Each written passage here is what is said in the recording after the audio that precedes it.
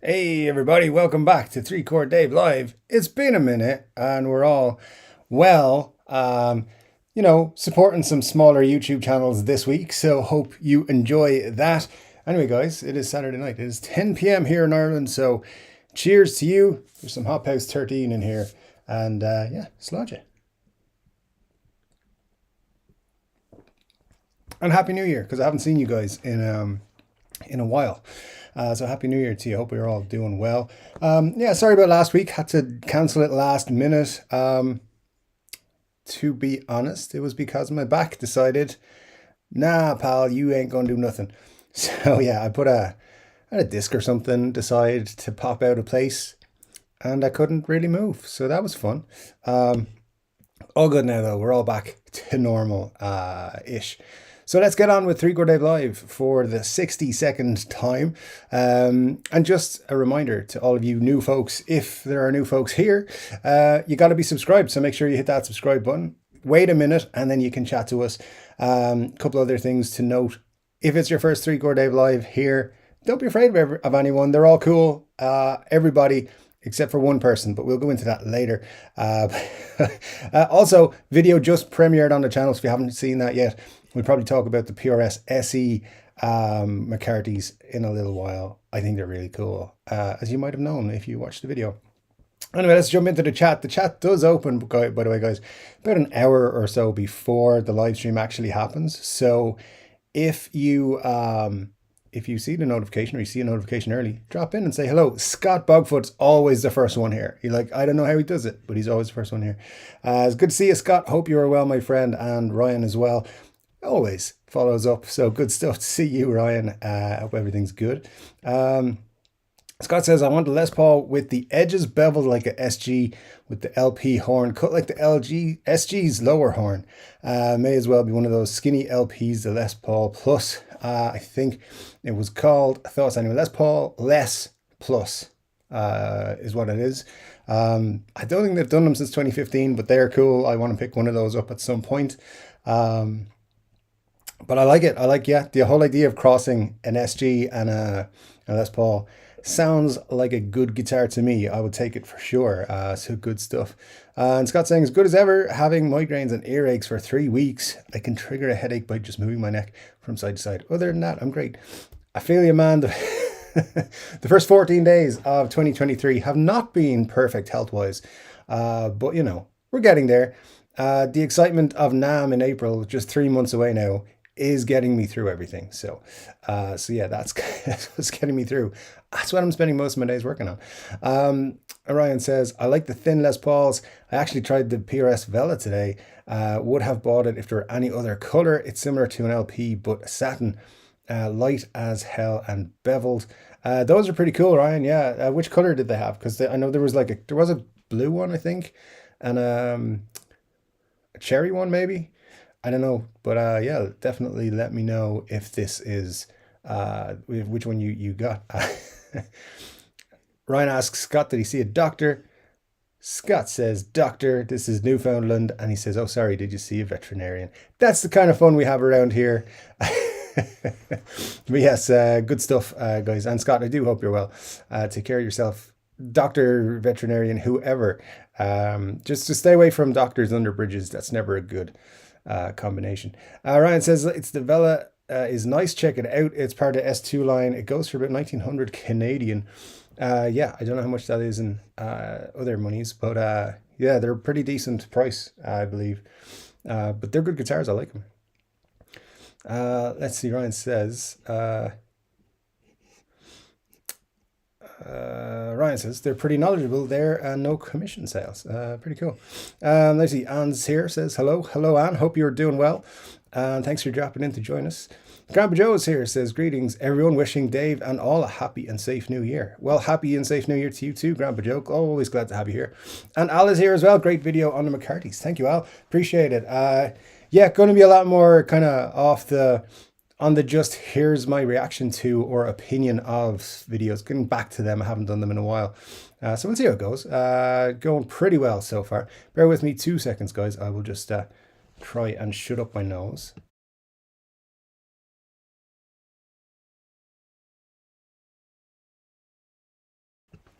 All right, that should get us a good 10 minutes. Let me see. Matt Van Bosch is here. Good to see you, Matt. Hope you're well, my friend. Marsha's here. Good to see you, Marsha. Hope you are well, too. Chris from Coburg says, I'm 5 pints deep. Let's get it. That is a good number of pints. I appreciate that. Thank you so much. Marsha says, hit the thumbs up. Only 4 likes and 13 I was here. Ahem. Yeah, 29 to 13 ratio right now. But it's cool. It's early. It's only 8 minutes into the stream. So let's give them time. But yeah, don't mess with Marsha. She'll come after you. Let me see. Marsha says, let me go post on Twitter. Good stuff. Yeah, if you feel like sharing the post on Twitter about the whole stream, that is super cool. We get lots of people. 28,000 plus people watched the first video of the year, which was last week's What Are Epiphone Doing Wrong, by the way. That was cool. It's been a long time since the channel had a video that just took off in a week and got 30,000 views. Some guitar channels, not mentioning any in particular, would think 30,000 views in a week is not that many. But yeah, that's super cool for my channel. So appreciate that, guys. Thank you so much for all of the views and the likes and the comments on that. That was super cool. As I said, when that video actually came out, I was pretty much flat on my back for the weekend. Not in a good way. Either just not good. But it was nice to see. It cheered me up in my pain. Matt says PRS are really going for with the SE range. First the Silver Sky and the DGT and the McCarthy impressive. Yeah, I thought the DGT was going to be the big hit for the SE lineup this year, and the McCarthy's hit me. McCarthy in an SE hit me out of blue. I had no idea that was coming. So it's very, very cool. I think they've just realized that there's a lot of people who $1,000 is kind of the limit for, and it's great. It's great to see, because I think they're going to be pouring a lot of cool stuff out of there in the next year or so, from what I hear. So hopefully, I've been trying to I'm trying to reach out to people since I found out about the McCarthy's this week and see what else we can expect. And all I would say is you're going to like it. So we'll see. William Forrest is here, says, yo, dudes and dudettes. Indeed. Yo, to you, William. Hope you're well, my friend. Chris from Coburg says, PRS can suck it, or something. Well, indeed, that's a valid argument as well. Everyone will say that about some guitar company. And Glenn Bailey is here, says, hello, family, and hello, Sir Dave. Hello, Sir Glenn. Thanks for dropping in. We love you. Mar says, I agree. I guess they can... they see the demand and are running with it. Plus the 10th anniversary of the McCarthy makes it extra special. Yeah, it does indeed. You're 100% Marsha. I think it's going to be a good year for PRS. I think they're going to do really well with the models they've announced already. But we'll see what else we will find out from them in the coming months. Scott says, anyone new here, you'll have to subscribe. Wait for a minute before you can chat in the best chat on YouTube.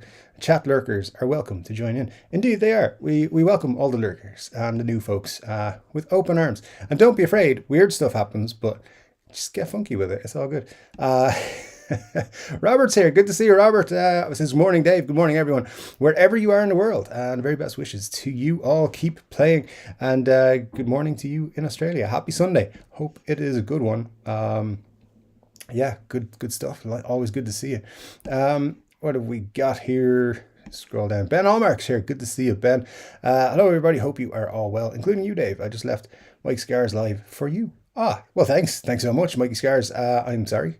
Took Ben away from you, but but thanks for joining us. I do appreciate it. And I'm late. Yeah, well, I always give that 2.5 minutes or so to get that little tune in, and also just do the last setup before I go live. And I'm not gonna lie, I just like to make sure there's people watching before I actually go live. So that's why I do that. So anyway. It's all good. Benny Larson's here. Good to see you, Benny. Hope you're doing well, my friend. Happy New Year to you.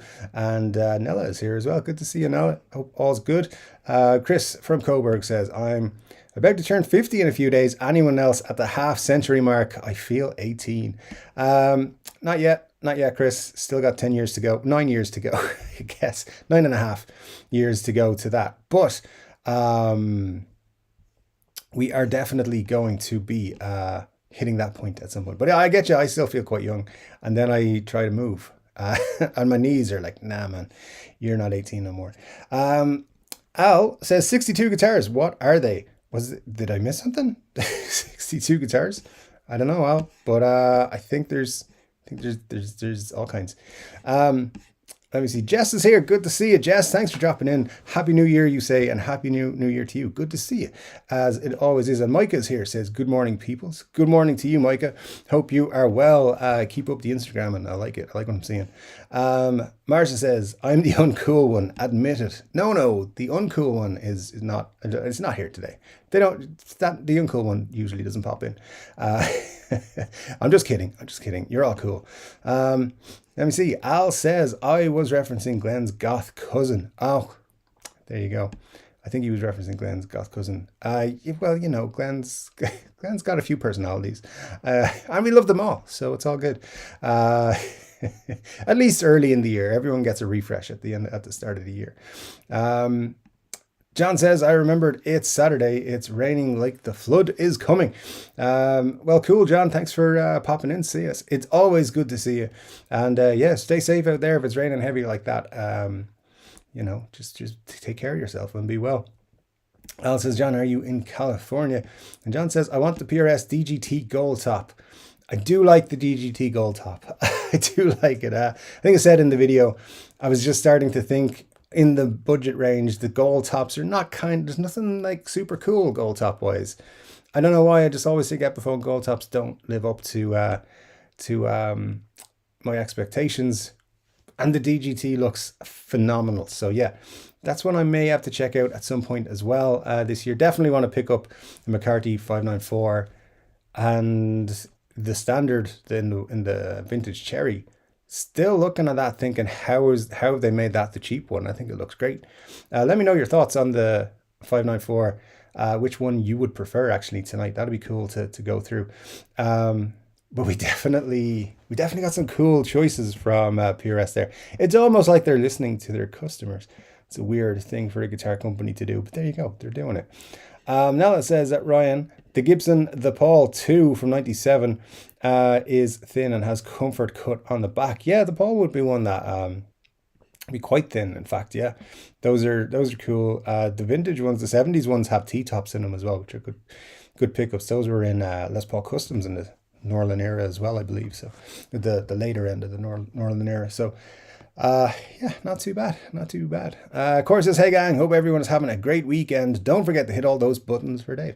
Indeed. Good to see you, Corey. Hope you are well, and Happy New Year to you, my friend. Working on clearing up your gear, I believe. So yeah, keep it going. Good stuff. And John says, yes, I live in Southern California. Well, that is where I will be in April, just for a short time, I believe. So yeah, gonna try and pack in as much as I can in NAMM for a couple of days. So just in case you missed the live stream I did just after Christmas, I am going to NAMM. And it's going to be interesting. I've never been to NAMM before, but it was one of the goals of starting the channel was to get to NAMM. So I'm excited. Of course, I started the channel, and that year the whole world decided, you know what, let's have a pandemic and shut down, and NAMM won't be the same for like 3 years. The show, I believe, is going to be very similar to previous years, but they're having it in April. So yeah, I nearly went last year in the summer. I was very close to pulling the trigger on going then, but I decided to wait till 2023. So here we are. We're going to NAMM, and I'm excited, but I'm also terrified that it's going to be a nightmare full of like people and stuff. But hopefully I'll get to bump into other YouTubers in the guitar space, people like what do you call it? Phil McKnight would be great to see. Ryan from 60 Cycle Home, I know he has a history of going to NAMM. Anybody who is a super cool YouTuber, the people we watch, it'd be cool to bump into them. So yeah, if you're on other channels around the NAMM time, let them know I'll be there, and they should make a video with me. And of course, there's the whole celebrity sighting thing, and there's going to be guitars, I believe. But I'm very excited for that. So yeah, if you want to support, by the way, the whole NAMM thing, I will be releasing this t-shirt, which you can see is available in a female t-shirt and a male t-shirt, by the way. This will be coming out pretty soon once I get around to it. So that's going to come out, and then there will also, in about a month's time or so, be an exclusive Patreon Chord Dave Does NAMM kind of shirt. In order to get that one, you're going to have to be a Patreon for 3 months. So it's worthwhile signing up to the Patreon. The links for that are in the description below, and I will make sure that existing subscribers will also be eligible to that as well. So yeah, check out the Patreon, check out the t-shirts and all the links and stuff like that, and we'll go to NAMM together. Well, I'll be filming, I'll be trying to live stream as well. It all just depends on signals and Wi-Fi's and all that sort of crack. But yeah, I'll try and bring you with me as much as I can while we're there. Ryan says, I was sick from Christmas until a few days ago. Half of Ireland, it has been the same. Half the company that I work in, my team, we were off until the 26th, 27th, the 28th. We were off work. We went in the 28th. Most people came back, and let me see, we didn't get the full week out, everybody, pretty much. Yeah, so it was pretty wild. Pretty much half the company I work for were out sick. So yeah, and pretty much it's still ongoing. So yeah, it's been pretty rough. People have been getting sicknesses. But hey, we've all got sick before. We can all get better, hopefully, and glad to see you're feeling better. John says it's been raining here for 3 weeks. John, I live in Ireland. It just rains all the time. That's what it does, pal. But but yeah, I know you guys aren't used to it in California. I've been in California when it rained once, and people were freaking out. It's all good. It's just water. Trust me, it'll be fine. People driving in California in the rain is funny. Al says, I want to try both the McCarthy and the DGT side by side. I'm leaning McCarthy single cut. Al, yeah, I would love to do that. That would be super cool. I don't want to get too excited, but there's something going on where I might be able to afford a few guitars more than I expected right now. I'll find out next week. There's a deal that may be done, and if I can get both of them on the channel, I'll have a go and see what we do. Micah says, I've been sick this week. It's sucked so much. Then hay fever wrecked me New Year's Day. Yes, indeed. Hay fever is just the worst. I get you 100%. Ryan says, the Vela was a dark brown. I'd like to find the white one. The dark brown is, yeah, it's a less inspired one, I will say. That's not the best, but still pretty cool. McCarthy S2 or 1900 here. Yeah, it's quite a difference from the what are they starting at? 825. It's not bad. It's not bad. Dean Driver Dendrive says, hey dudes, hope you're grand. Yeah, Dean, good to see you. Hope you are well, my friend. Thanks for dropping in to see us, and yeah, don't forget to join in the chat, because the dudes here are pretty weird. John says, I want the new PRS SE DGT David Grissom signature solid body electric guitar gold for my next birthday. Hint, hint. If I could make it happen for you, John, I would, I promise. But it is 100% out of my control. But we'll see what happens. We'll see what happens. You never know. Scott says, I blow my nose excessively loudly, not on purpose. I think I'm part foghorn. Join the club. Nella says, that gold top PRS DGT is pretty tempting. I love gold tops. I love gold tops too. I think they're pretty cool, and I like that the PRS one, they've taken it seriously. The video series they did about the DGT SE version was really cool. They did 3 videos, then they did an announcement video, so 4 in total. And yeah, I thought that they did a great job. Like, explained everything about the production process, the measuring and all sorts of things, and I really like it. And it's good that they're not just doing the gold top version as well. They're doing a sunburst or a cherry. They're doing something different as well. So yeah, I like it. And you guys know I'm a big PRS fan anyway. So it's good to see them doing something cool. Richard Virginia says, greetings everyone. Good to see you, Richard. Hope you're well. Ryan says, got myself a 40th birthday present for May between a Gibson or 0 or O, PRS 594 or a Boucher. Whatevers. Yeah, Gibson or O would be nice, wouldn't it? They're nice. Right now I'm leaning 594 as my single cut. Although I am going to be tempted, I know, and you guys are going to be like, Dave, what the hell?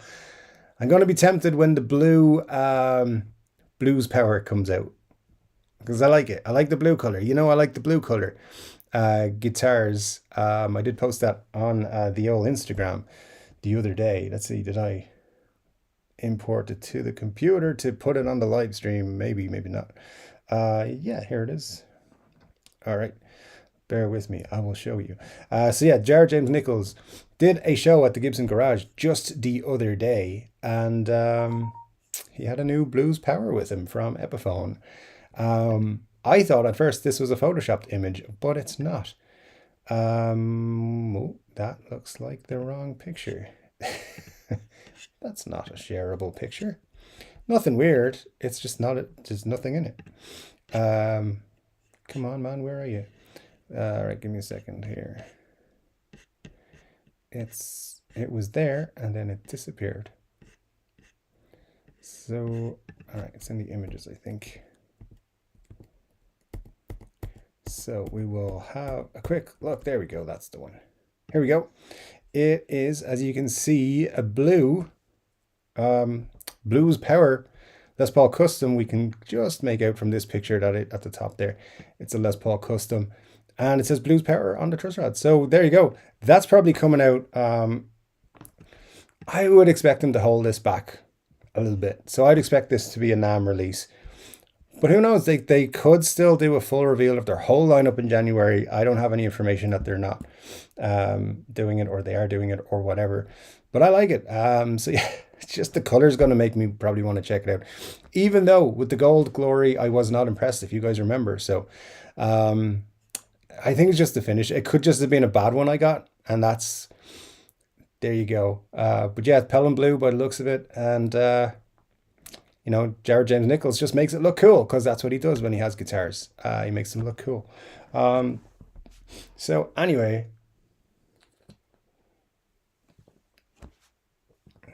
let me see here. John says, I want a t-shirt that says, I'm not buying your guitars unless they're under 1K. Wow. Controversial, John. Yeah, I think that might be an interesting one to walk around NAMM with. We'll see. Well, I'll definitely think about it for sure. Dean Driver says, I guess the CE SE next. Well, I'm running out of space. Yeah, running out of space is a problem. And I think we're all going to have a bit of a problem this year, because I believe there's some cool stuff coming. I don't know how much of it's true, but we've seen some great stuff from PRS already. I think Fender are going to announce some things either next week or the week after. Not a full lineup, don't expect that. I expect them to just release a handful of things in the next couple of weeks. I have no information on Gibson, other than they're going to keep dropping Adam Jones's every second month. That's what I hear at the moment. So keep an eye out on that. Of course, I did video a couple of weeks ago. Was it just before Christmas, just after Christmas? But the next one is the Berserker. So if you haven't seen that, check it out on the channel. But yeah, there's going to be a lot of cool guitars this year by the looks of it, as there was last year, to be honest. It's just about whether the prices stay in decent territories or not. Scott Bogfoot, it says, is there a Paul Gilbert signature acoustic guitar? That's yeah, I don't know. As you know, acoustics and I hardly ever visit the acoustic room. So yeah, not so much. Not late, behind the curtain, indeed. Behind the curtain. John says, Dave, by the way, I've been seeing a lot of new Rory Gallagher music videos on YouTube. Yeah, I haven't seen any new ones, but it's because I like the old stuff. So, but yeah, it wouldn't surprise me. That's cool. Though the more people who get into Rory, the better. One of the best there ever was, in my opinion. Corey says, hey Chris, I turned 50 in October. You're young enough to say that. Good stuff. And Ryan says, yeah, I saw they uploaded new Rory live stuff. Oh, the new live stuff. Yeah, I did see that actually. Yeah, there's some very cool stuff. Rory's great though, isn't he? Cool. Scott says, creeping up to 7,000 subs. Yes, indeed, we are getting there. The goal for the channel, by the way, this year is 10,000. It was a lot higher last year because I was delusional and thought we were going to grow exponentially, and we did not. We grew very slowly and very steadily to where we are today. But yeah, we're going to hope for 10,000 this year, and it's been a great start to the year, as I said. So keep that going, and hopefully we'll be hitting 7 in the next few weeks, which would be great. John says, the big question is, are we getting new glory holes in 2023? I mean, I believe new ones of those pop up all the time. Steel Panther are releasing a new album, I believe, this year. So you never know. There might be a sequel. to that song. Chris Goldberg says, I couldn't imagine being 50 years ago, but here we are. Yeah, I couldn't. I was talking about this the other day. I couldn't imagine what being 40 was like, and here I am, and I'm still a child. So yeah, still immature and reckless. I thought I'd grow out of that, but no. Ryan says the whole hole is glorious. Oh man, it's going to be one of those nights. Let me see. Glenn says, I've got a family reunion coming up in the spring. There may be personalities I haven't met. Well, there you go. I mean, we're looking forward to meeting them all, Glenn. It's all good. Awesome. Get them into the guitar space, and we will we'll invite them into the live stream. It'll be all good. Richard says, any info on Gibson shutting down Jericho guitars? Not as such. I think this one's a little bit weird because Jericho guitars were pushing the boundaries of what you can do with being close with copies and stuff. So make great stuff. I've never played a Jericho guitar, but they look beautiful. They look great. And everyone I've spoken to who has played them has said they're fantastic. But I saw some pictures, and I saw someone put up is this a Gibson or a Jericho? You couldn't tell the difference. And the only thing that was blurred out was the logo on the headstock. So this one, I can understand what it is, but what I believe is that basically it was Gibson. Not obviously, I hate the fact that they're so litigious, but what I believe is that they were trying to reach them, but were unable to, and this was kind of a scare tactic, where they got their online stuff shut down by their hosts, which I don't even understand how that can happen, but hey, it can apparently. So yeah, I'm not sure. I need to do a little bit more research, because really the only thing I read on it was the guitars.com story, and they are a very unreliable guitar story source. No disrespect to guitar.com, but one of their stories that they run on a weekly basis is what Toya and Robert's Sunday lunch song they covered, which was fine and cute little thing that was going on during the whole lockdown situation. But now, however many months later, it's you don't need to report on it. Anyone who wants to watch it is going to be subscribed to that channel. So, I don't find them a very good source for guitar information. Let me put it that way. There's better sources out there. Mostly Cesar's Instagram. But don't tell him, because he doesn't know that he's the secret source of all the information that leaks out of Gibson. But he actually is very high on the list. Ryan says the 594 hollow body is unreal. The SE is nice too. I haven't tried the DGT yet, but probably tomorrow. You live in a guitar heaven, my friend. Yeah, the DGT, I would love to get my hands on. It's going to be very cool. It's going to be a great SE year, I think. But you're right, the 594, I think I mentioned it on the last stream we did, or a fairly recent one. I was thinking picking up a 594 anyway this year. Now it's pretty much cemented. It'll be an SE. I'm looking forward to checking those out a lot more. John says, it's too bad I can't meet you in April, Dave, because I live near LA and my birthday is April 8th. Oh, cool, John. That's good that it's your birthday around then. April is the best month to have a birthday. But yeah, I think I'm going to be pretty busy when I'm there. If some of you guys are around the Anaheim area, particularly in the evening times of NAMM, it'd be cool to get a beer together and stuff. I have been to LA and the Southern California area quite a lot. I pretty much lived there 10 years ago. I was there so much. So I know a lot of people, so I'll be trying to cram in meetings with people and hangouts with people and stuff. So I will try and if there's interest in a 3 Chord Dave meetup, we might do a little one on the Wednesday or the Thursday. No, not the Wednesday. I'm flying in on the Wednesday. So the Thursday or Friday, maybe. On Saturday, I'm leaving town. So yeah, it's going to be a quick visit to NAMM. I'm going to be leaving probably right after NAMM closes its doors on Saturday afternoon. And I'll tell you more about that as we get closer to the details. And I think on the Saturday, I'm going to try and get out to Norm's Rare Guitars as well. It's a good bit away from Anaheim, but at that stage, I will spend 2 days in a conference center. I probably won't want to spend a third day. So we'll see how it goes. Hopefully get some video from there. Anyways, but yeah, let me know, guys, if you're out that way. We'll do something. Ryan says, I'm thinking there's a lot more to the Gibson side of the story. Jericho should have seen it coming. Most of his guitars are Gibson or Fender copies.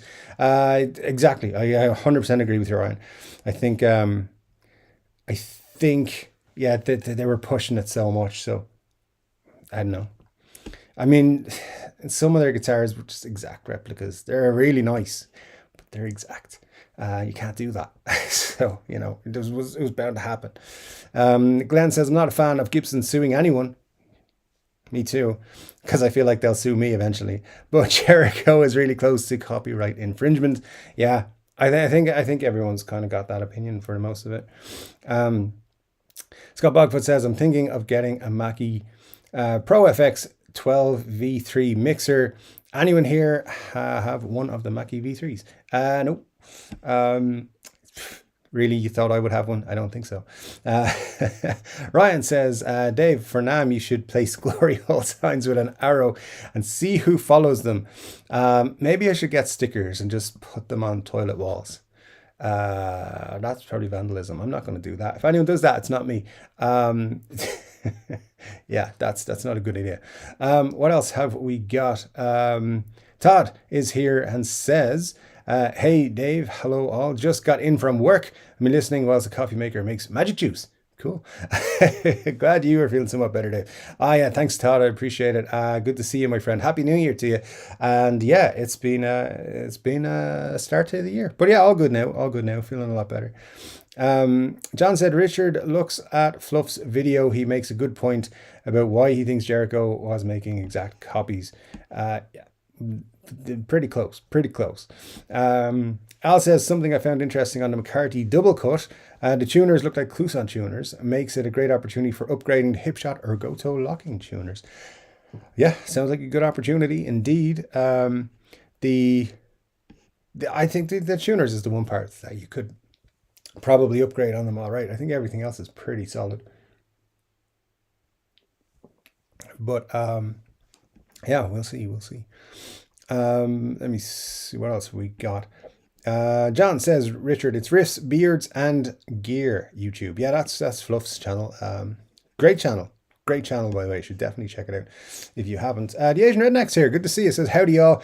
Been a while since I've made it live. Hope you all been well. Hope you are well, Asian Redneck. Great to see you. It's always great to see you. So thanks for joining us. Happy New Year. Matt says, Chord Dave at NAMM is super exciting. Looking forward to some great content. What brands or products are you most interested in seeing?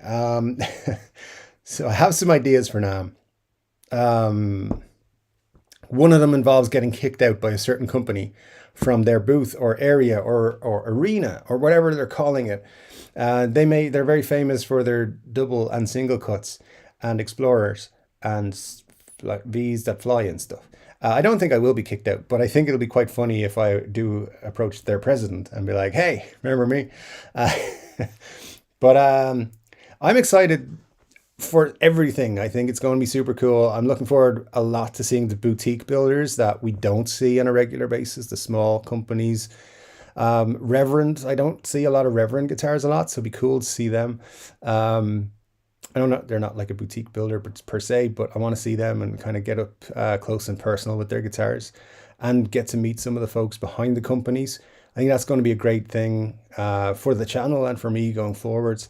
Yeah, meeting a lot of small boutique builders, you know, the guys who sell 10 guitars a year or less, but they're super, they're following their dream, basically. Those are the guys I really, really cannot wait to see and make videos about and connect with and see how things are going. I'm really excited for that. So yeah, I hope we get some good content there. And obviously, there's going to be a lot of YouTubers there. So I'm hopefully excited to seeing a lot of them, getting to know some of them and sharing a beer or two with people in the industry a bit more. I'm super excited for the whole thing. I can't wait. And hopefully I don't get kicked out of Gibson's booth, but or area, whatever they're calling it. I'm excited, but it's all good. The last time I or the last real NAMM, I remember seeing so many things. I was like, oh, that'd be so cool if I was there. It'd be so, I wish I was there doing that. So yeah, just super excited. And way back at like one of the very first videos I did on the channel, don't go back and look at it because my videos were not good at the start. But one of my first things, I was like, the whole idea of this channel is to someday get a ticket to the NAMM show. And now I have one and I'm going and I'm excited to kind of just live out that dream and see how it goes. I have seen a couple of videos recently that are like, NAMM is a nightmare because getting your passes and getting in and everyone's everywhere and it's just a whole thing. But I know, look, it might be a once in a lifetime experience for me, so I don't know. But we'll have a lot of videos, and I'm going to learn a lot about mobile and on the fly video recording and editing. So it'll be fun. It's going to be a week of craziness for me with some of the plans I've got. So all in all, Matt, thanks for a great question. Looking forward to everything, but especially people we don't see a lot. I think that's going to be the coolest part. So look out for that, and hopefully we'll get some guys to talk to us about their passion for guitars, and it'll be great. Marcia says, I'm here, by the way. I'm polishing my frets and cleaning up my gross guitar. I oiled the fretboard last night. The strings I was supposed to change the last time we were here. We were all here. Never happened. Yeah, that happens to me all the time. I'm like, today I'm going to change those strings. And I don't do it, and then it's Monday, and then it's work for the week. That's my focus, and yeah, then I'm playing, not stringing. So, anyways, we'll see what happens tomorrow. Glenn says, I got a call on Christmas Eve. My RevStar was ready. I couldn't get by, so they reopened on the 27th, and I went and signed. And the sign said closed till the 3rd of January due to COVID. Sorry, I shouldn't have said that word. And year-end inventory. Dude, but you picked it up by now, right? I saw you post somewhere with it. So, yeah, it's a cool guitar, man. I'm looking forward to seeing your video on it. I will keep an eye out for it. I actually have been not on YouTube most of the year so far. So, I will definitely make a catch up. If you've already made it, I will watch it soon. I promise. And if you haven't made it, make it pretty soon. Marcia says, I knew Dave would be tempted by the blue blues power, which is funny because he wasn't a fan of the gold one. Yeah, it looks cool.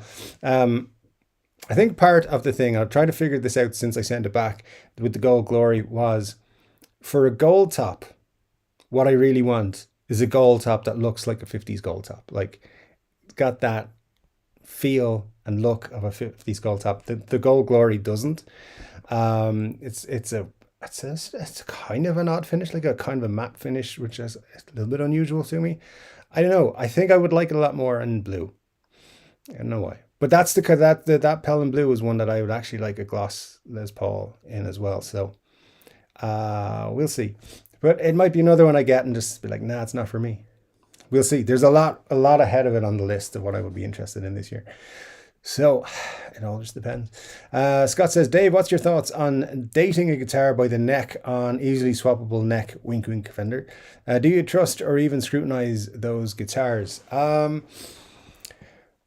Interesting one, Scott. Interesting one. So recently, I've seen a lot of people online asking if Fender necks fit Harley Benton bodies and which Fender necks will fit into other copy bodies and stuff like that. So when it comes to Fender necks and bodies, I'm always a little bit weary of whether they're genuine or not. And not being 100% confident that I know how to spot the issues that would be, or the variations in Fenders over the years. Like I would be quite comfortable in my knowledge on Gibsons down the years, but when it comes to Fenders, I'm not 100% on things. Like little things I know, like on Telecasters, to spot whether they're error correct and stuff. I don't really know much about Strats, different changes that came in through CBS and so forth. So yeah, I don't know. I don't trust people a lot. So even buying vintage guitars, I'm like, I got to check every angle of this thing to see if it's genuine, or have it appraised by somebody who knows more than I do. Like this guy, not this guy. But you know, I don't know. I wouldn't trust it. Honestly, personally, myself, I wouldn't trust it. I would look deep, deep, deep into that guitar, maybe get someone else who was a more recognized Fender person to or knowledgeable person to look over it for me. Um, yeah, I don't trust them. It's too easy for them to take a neck or to recreate a neck even and put a stamp on it. So yeah, I don't. I've never liked that, to be honest, about Fenders, that the necks were changeable. But it's good in other ways, but the fact that it makes it too easy to fake them in a lot of ways. Mike says, "Oh yeah, saw Jared playing that and thought it was. I was seeing things, but after seeing your posts, I knew you'd be real tempted by it. I know. I knew you guys would see it and be like, yeah, Dave's going to buy one of them." It's true. They're nice. They're nice indeed. That they would just to just keep doing the same guitar just in different colors, and sooner or later they'll get one that everyone likes. Al says, didn't Gibson and Fender bypass the last few NAMMs? So Fender did. Gibson were committed to the last two virtual ones and then didn't do the in-person one and Summer NAMM last year. But they said at the time they would be at next year's one, which is this year's one. So yeah, I'm not sure if Fender are going to commit to it. They might just do a full reveal of their 2023 lineup at the end of the month. Because I believe their virtual one last year, the week that they did, that was very successful for them. So I don't know if they're going to be there, but I do have it on record from last year that Fender or Gibson were going to be at the 2023 one. So one way or the other. If those two are not there, though, it won't ruin the experience for me. It would be better if they are, for sure, but I will still enjoy the experience. Because I want to see a lot of other builders besides from those two. PRS I don't expect to be there at all. I hope I'm wrong, but I'm not expecting them to be there at all.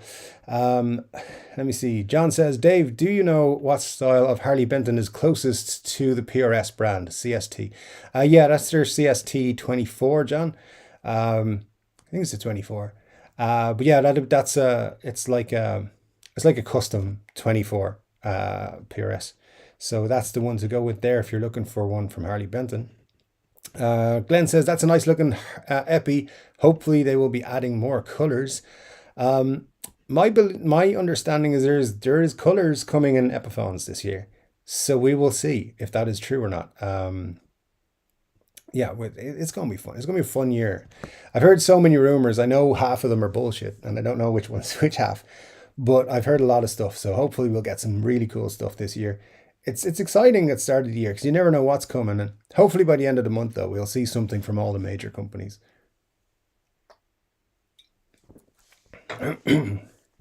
Todd says, I've been using the neck pickup on my Epi SG too much to want a single pickup guitar, really. Just my current mode of playing. Hey, wait, guitars have neck pickups too? All my guitars have them. Rarely get used, but hey man, that's cool.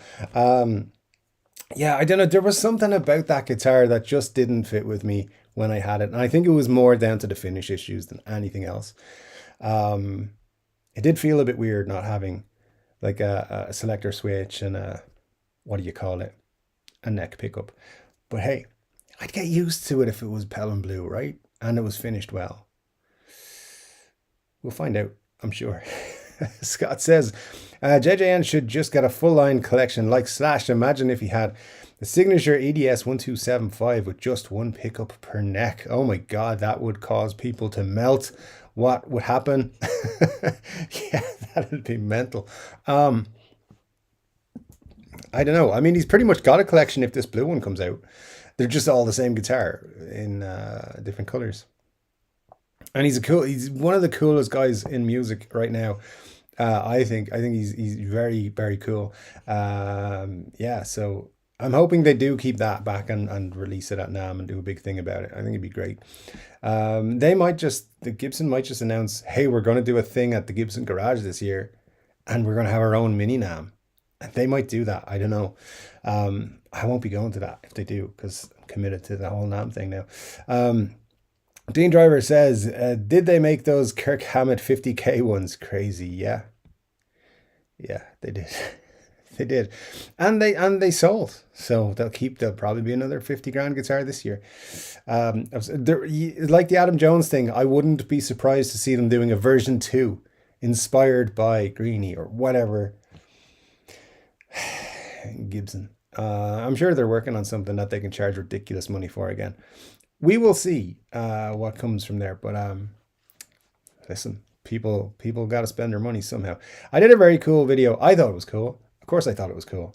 Where I said what I would spend 50 grand on. There was all kinds of things, from a Ford Mustang, which I would drive to Las Vegas to watch Aerosmith from the stage. What else was in it? Like lots of guitars, lots of cool guitars. And there was even a house you could have bought for the price of that guitar. That was one of my favorite videos of this year, which I think actually, Todd, that was your recommendation. So thank you for that. I enjoyed it a lot, that video. I thought there were some pretty cool videos last year. There wasn't as many as I hoped, but there was some cool ones. But yeah, very, very cool. John says, I'm 62 and I feel the same as I did when I was in my 20s. Well, that's good to know, John, because hopefully I will feel the same way. Yeah, I don't feel that way usually on a Sunday morning when I wake up and I've had 4 hours of sleep. Usually, yeah, but there you go. That used to be fine. It's not anymore. Al says, I'm 73 and I wish I felt like I was 23.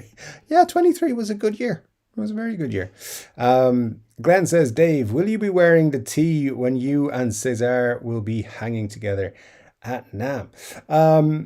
I'm thinking about what my wardrobe will be for NAMM, and I think it's going to be my gold 3-Chord Dave shirts, like a black shirt with the 3-Chord Dave logo in what do you call it?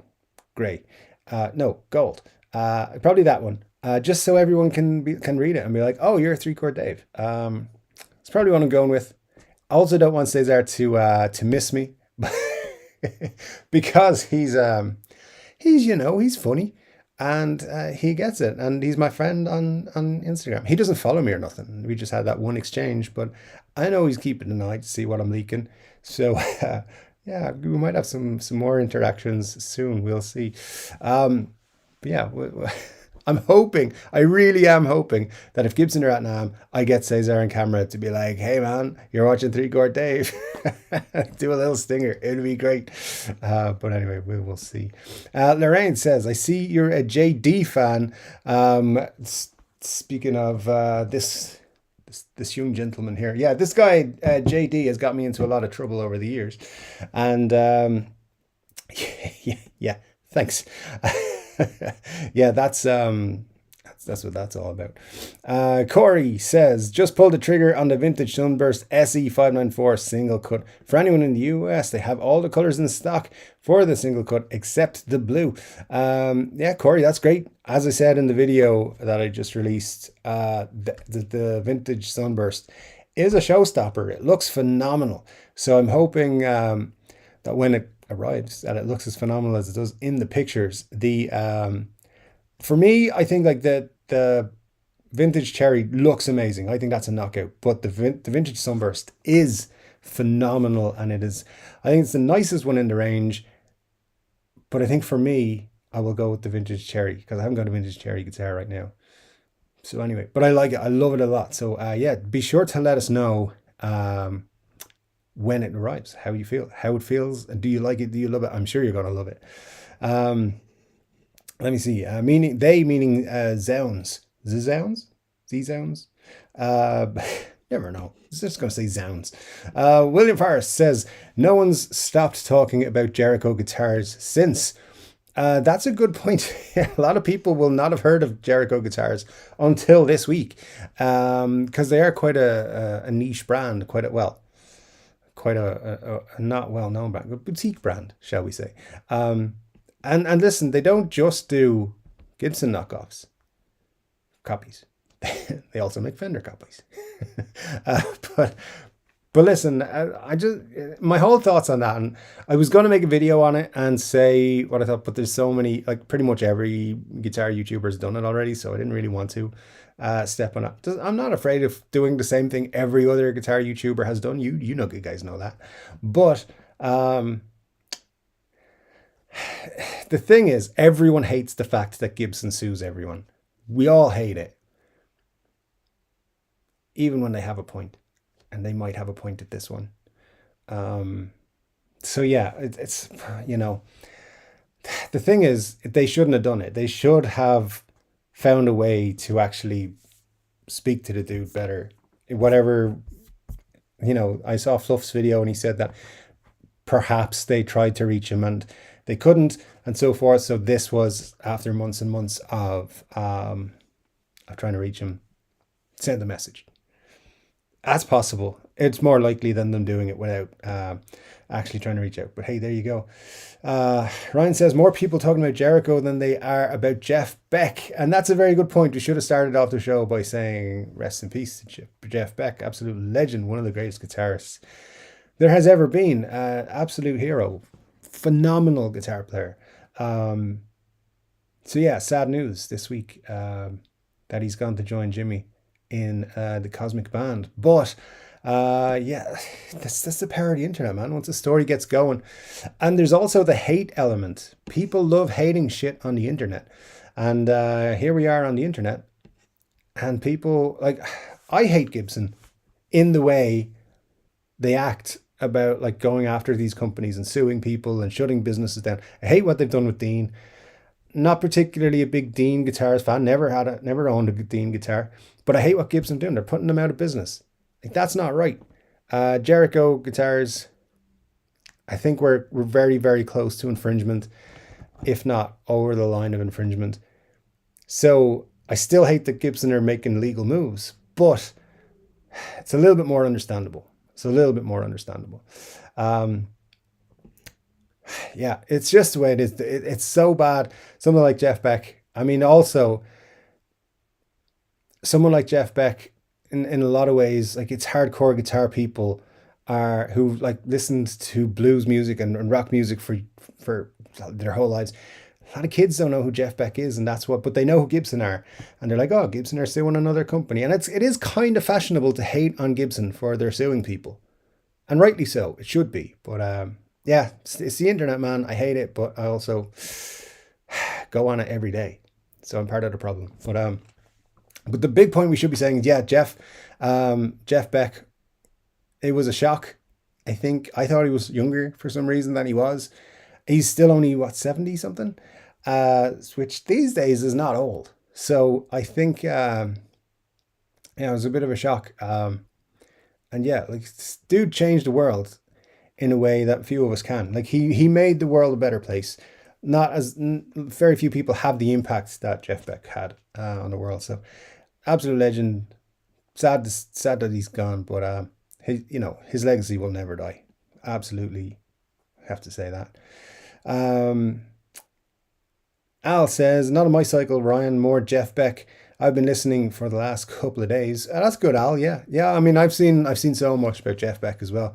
I think it's probably been 50-50 on my side here, and we'll all get different things from the internet. But yeah, I think about 50-50, to be honest. I get a lot of stuff sent to me as well. It's like, have you seen this about Gibson? Yeah, I see it all. I see it all. And if I don't see it, someone sends it to me. So it's all good on that side. And I appreciate everybody who does send me stuff. So I do appreciate it. Make sure you hit that link, or not the link, the email is in the description of all my videos. If you ever come across any news and you're like, hey, Dave should do a video about this, send it over and we'll see what we can do. Micah says to John, man, not even anywhere near your age and I still feel old because my bad knee and back. Dude, bad knee, bad back. You sounded like you're writing my autobiography there. Yeah, those are common issues. Maybe it's a guitarist issue. I don't know.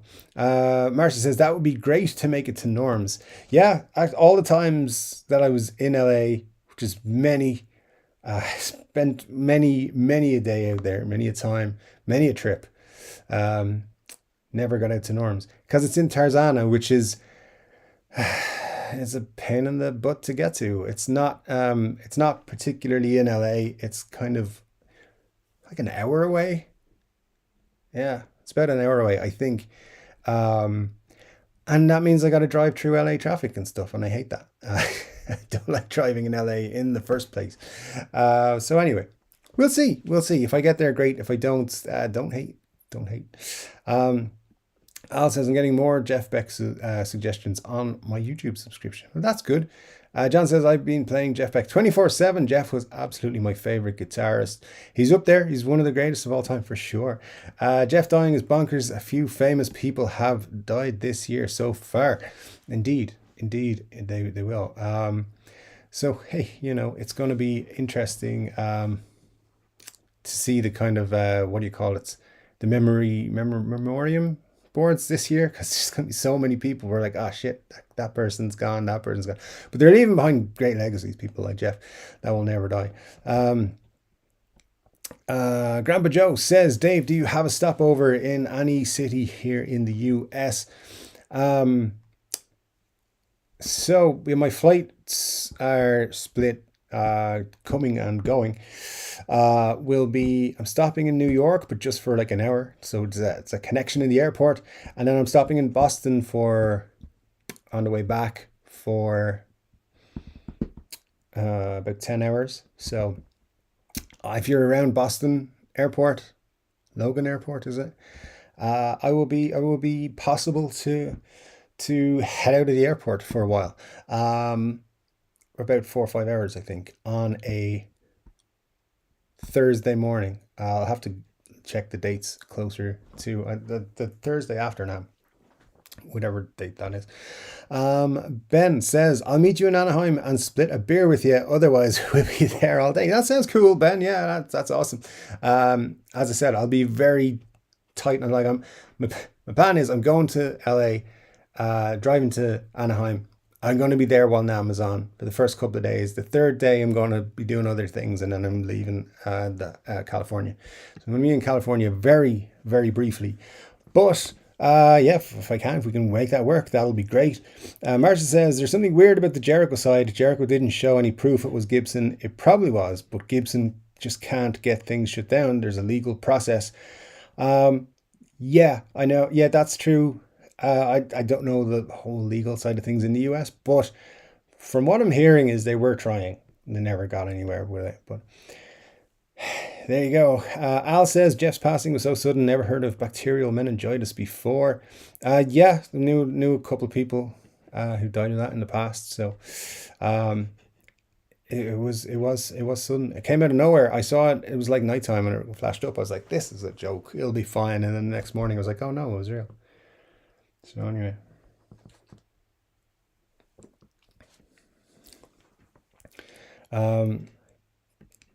it's shocking. He's been out there performing and working. He has been doing some good stuff with people lately. And it's nice to see so many big stars come out and be like, we were going to miss Jeff. Look at the cool things he did, and kind of maybe making awareness of Jeff, not just of meningitis, but yeah. Because yeah, as Marcia says, nobody like Jeff Beck. Indeed, that is a true story. One of a kind, for sure. Al says, I remember getting turned on to Beck when he was recording with Rod Stewart. Yeah, that was a good time, all right. I can't remember when I got turned on to Jeff Beck, but he was probably at some party somewhere and was became obsessed with an album or two or whatever. But there you go. Yeah, Jeff Beck, one of a kind for sure. Micah says, if you want to find boutique guitars, there are tons here in New Zealand. One guy I know does amazing carvings into his designs. Thought about it myself as a side thing. That'd be cool. Yeah, I mean, you never know. Getting to New Zealand someday would be on the bucket list. Yeah, that'd be cool. A lot of places I want to travel to soon. This will be my first trip since the lockdown situation, and my last trip was to New York, and I came back like within a week. They'd shut down travel; you couldn't go anywhere. So 3 years later, hopefully that won't happen when I come back from this trip. Anyways, we won't worry about that. Mer says, I didn't remember that Jeff Beck recorded with Bon Jovi. Justin Hawkins mentioned it on Blaze of Glory album. Interesting. Yeah, that's a good reminder there. I'd forgotten about that too. Chris says, hey Dave, happy Saturday. Hey Chris, good to see you, man. Hope you're doing well. Ryan says, nice, Mike. I have a load of flame, maple, and mahogany. Want to make some guitar bodies. To start, I'll just buy Warmoth necks. Yeah, I've always had this dream of making guitars. Fully. I don't have the space to do it here. I don't have any what do you call them? Any workshop space or anything like that. So I would need to move. A lot of things when I move, and I've been saying this for at least a year. When I move out of this house, because this is a rented house, a workshop space is going to be top of the list, so I can do something like that. Hopefully this year, but prices still be crazy, so we'll see. John says, I prefer gold tops that are slightly green than too orange. Slightly green means they're getting old, which is nice. Yeah, I like that, indeed. Al says, I pre-ordered a guitar from Anderton's last Friday. They got them on Monday. They shipped them on Tuesday.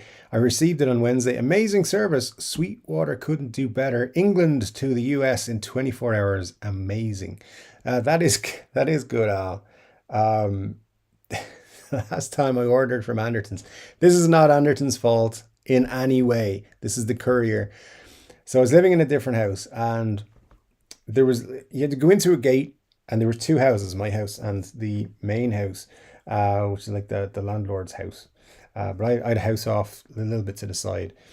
And the driver for the, what do you call it? The courier company decided in the rain in January to just leave a guitar and an amplifier in the driveway. And it was quite a big garden, so it was on view of everybody. It was deep in the countryside. But yeah, they just left it out in the rain. It was my SG, my Epiphone SG, and that amplifier. So yeah,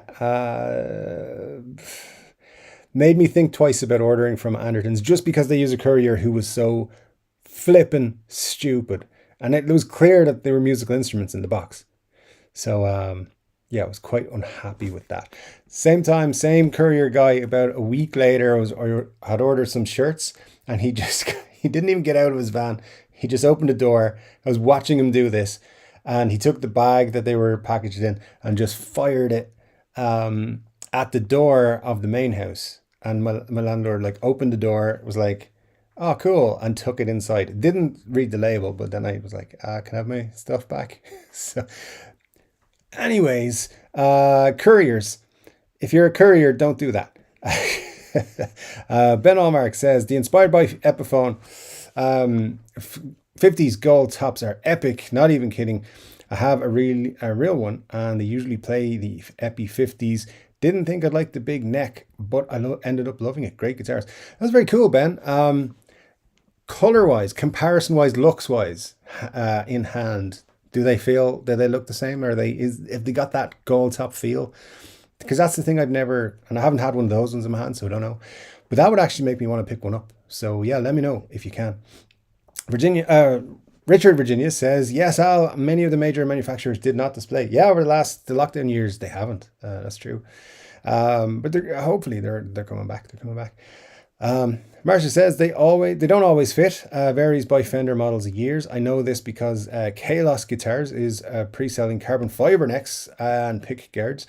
They're extremely clear which 4 models they're compatible. Yeah, no, that's about the Fender necks. It's true. There's a lot of them don't fit. Like Fender, some Fender guitars won't fit other Fender models or other Fender bodies. So, depending on the year and stuff like that.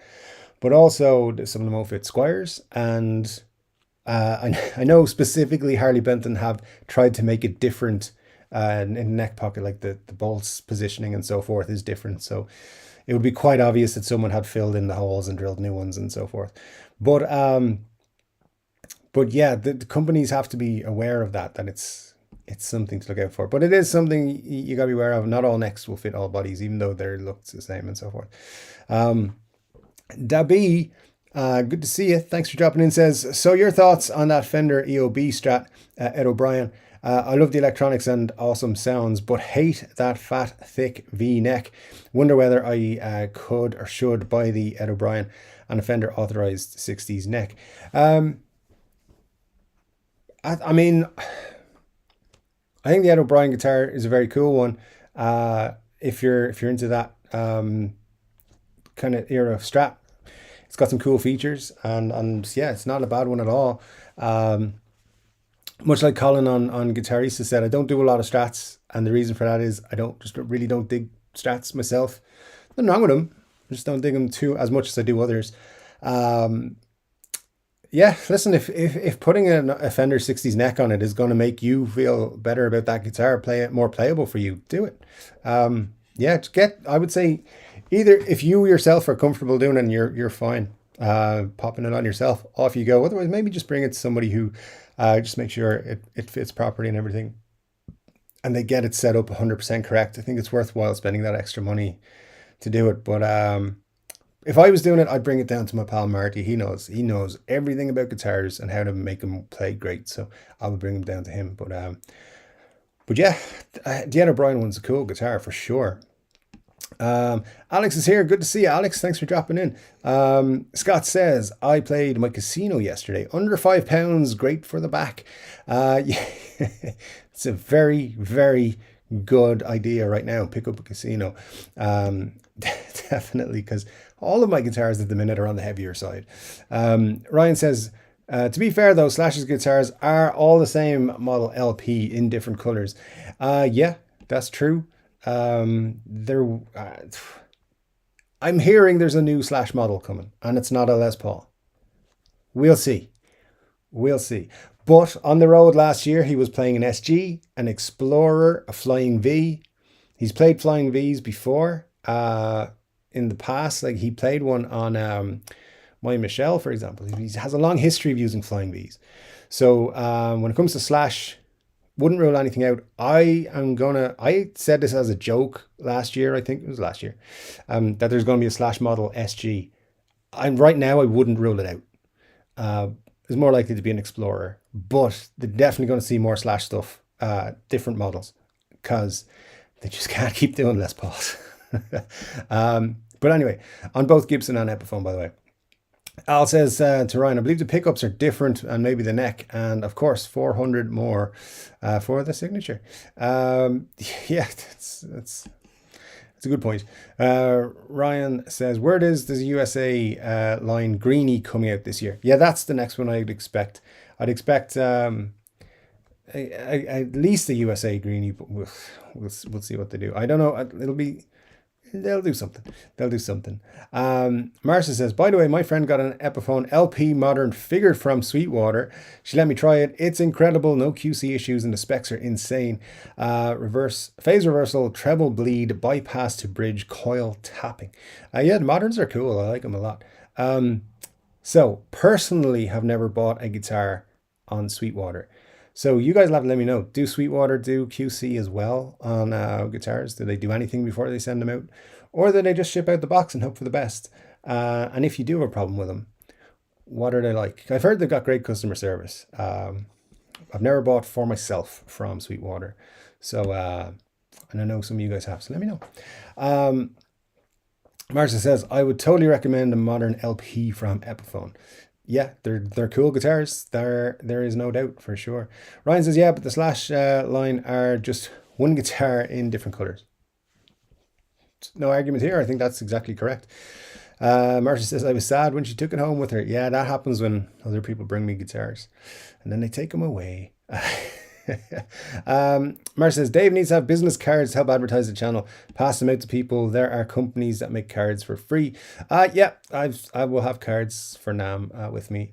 So it's a great idea. I will get them. I also might be working on new NAMM shirts to wear, QR codes and stuff, just so people see me far away. Or if I get into other people's videos and so forth. Anyway, we'll see. As I said, 10,000's the goal. We'll see how it goes. Scott Bogfoot says, oh my God, perfect for JJN, the 2 single coil, double neck Les Paul already exists. Unfortunately, it is Beavis and Butthead Do America painted on it. Yeah, I think Beavis and Butthead are back, right? I saw something about that. There's a new movie or something on Paramount on one of the 10,000 streaming services.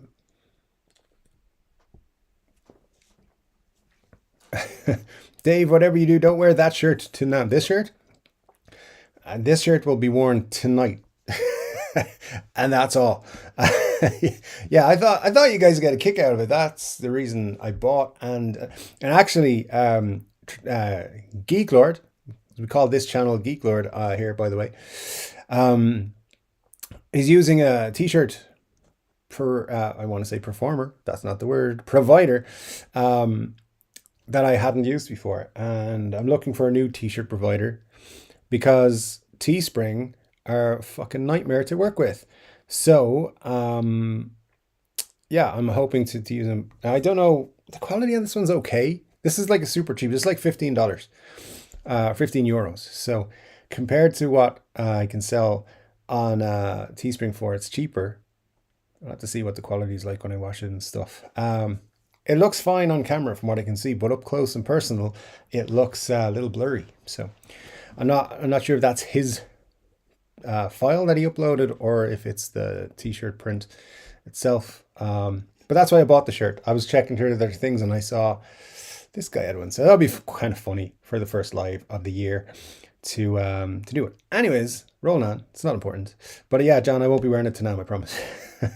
Benny says, I have been using the neck pickup on the Epiphone Wilshire a lot. The FB Pro P90s are better than I had expected. Didn't expect them to be bad though. Yeah, Epiphone do make some pretty cool P90s. The Pro P90s are great. And Wilshire is a great guitar. So yeah, I'm not surprised you're enjoying that, to be honest, Benny. But yeah, for sure. Epiphone P90s are great. Ben Allmark says, Benny, what a coincidence. I just pulled my Wilshire for a spin today to epic rock and roll machines. Very cool guitars. They are 60s. You just look at them and think 1960s, which is great. Nothing wrong with that. I like them. I like that they did a little run of those. It's cool. And you can still pick them up. Ryan says, that sounds cool, Marsha. I wish every guitar had the phase reverse. Yeah, it'd be nice. If they did, but hey, we can only dream. Maybe they'll bring it back someday.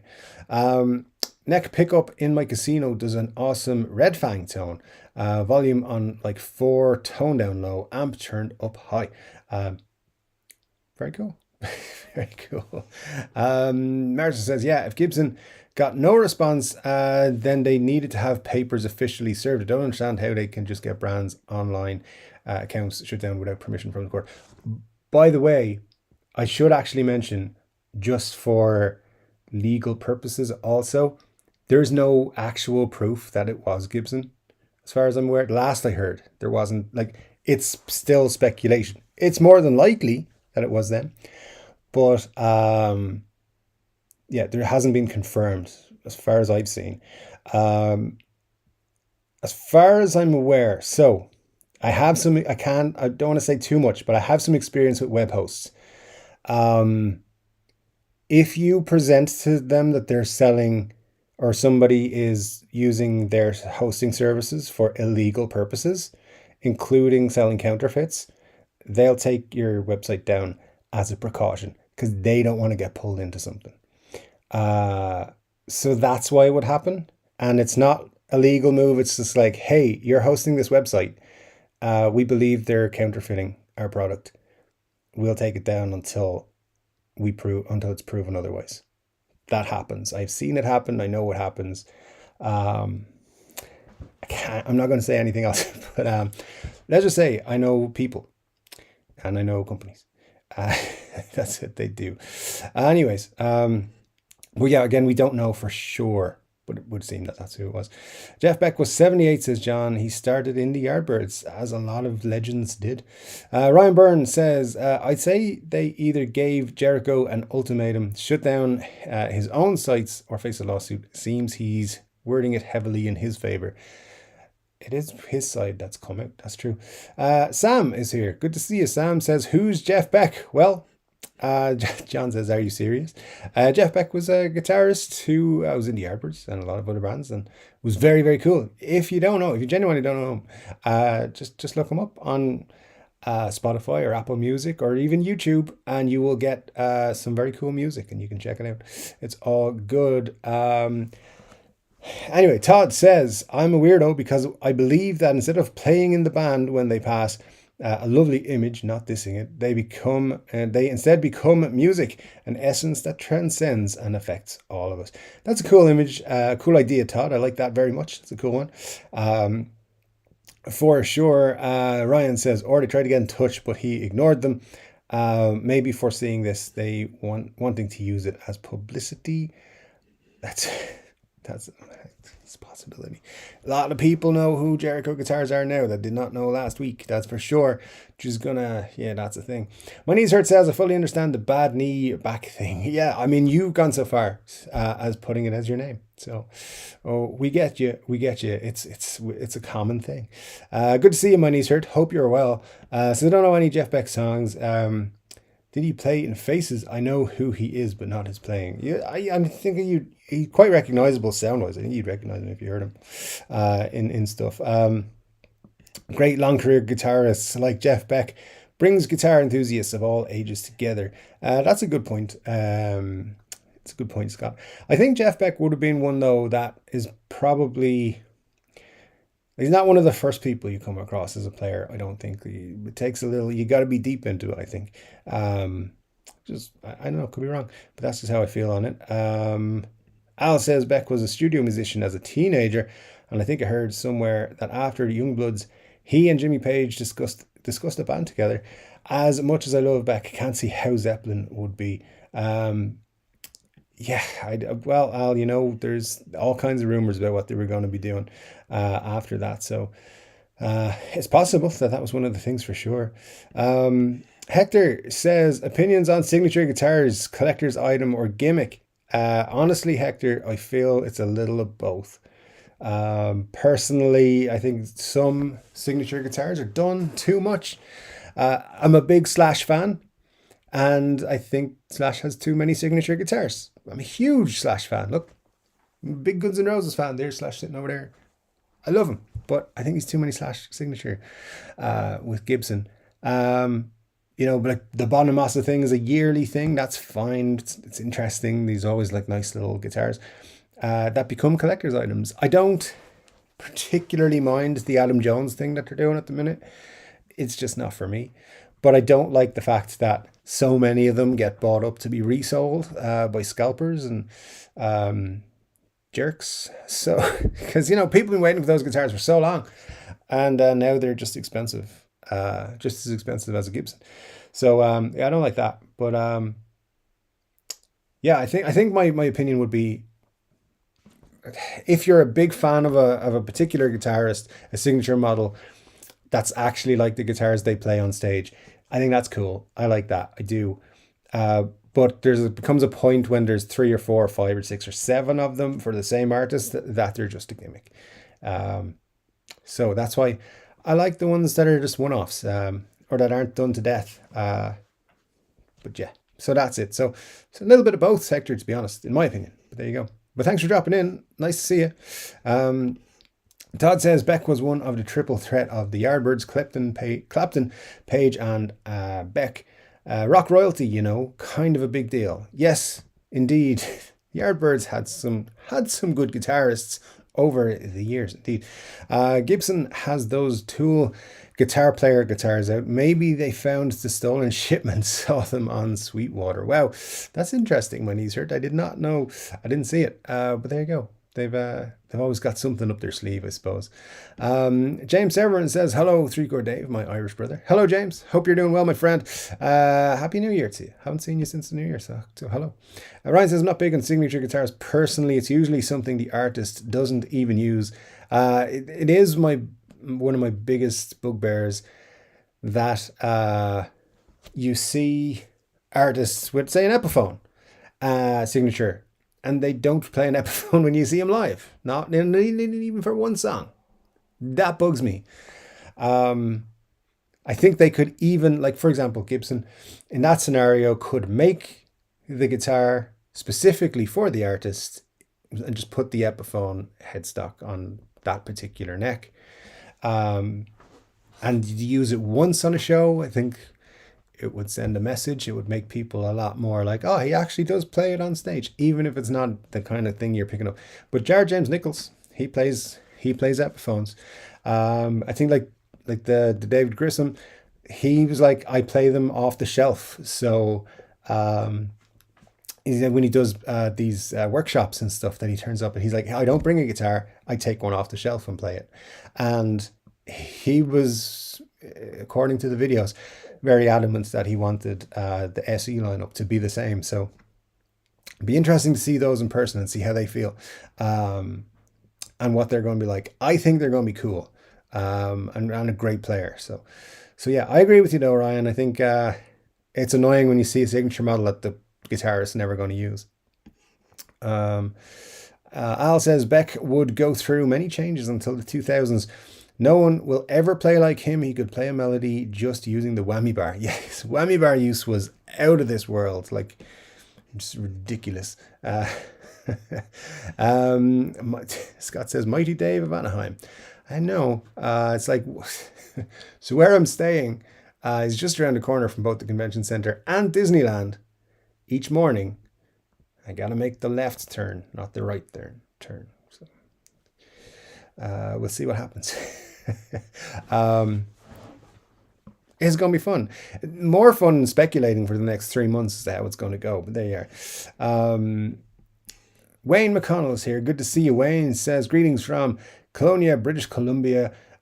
Just here working on stuff. Well, hope it's going well, Wayne. Thanks for dropping in. Always great to see you.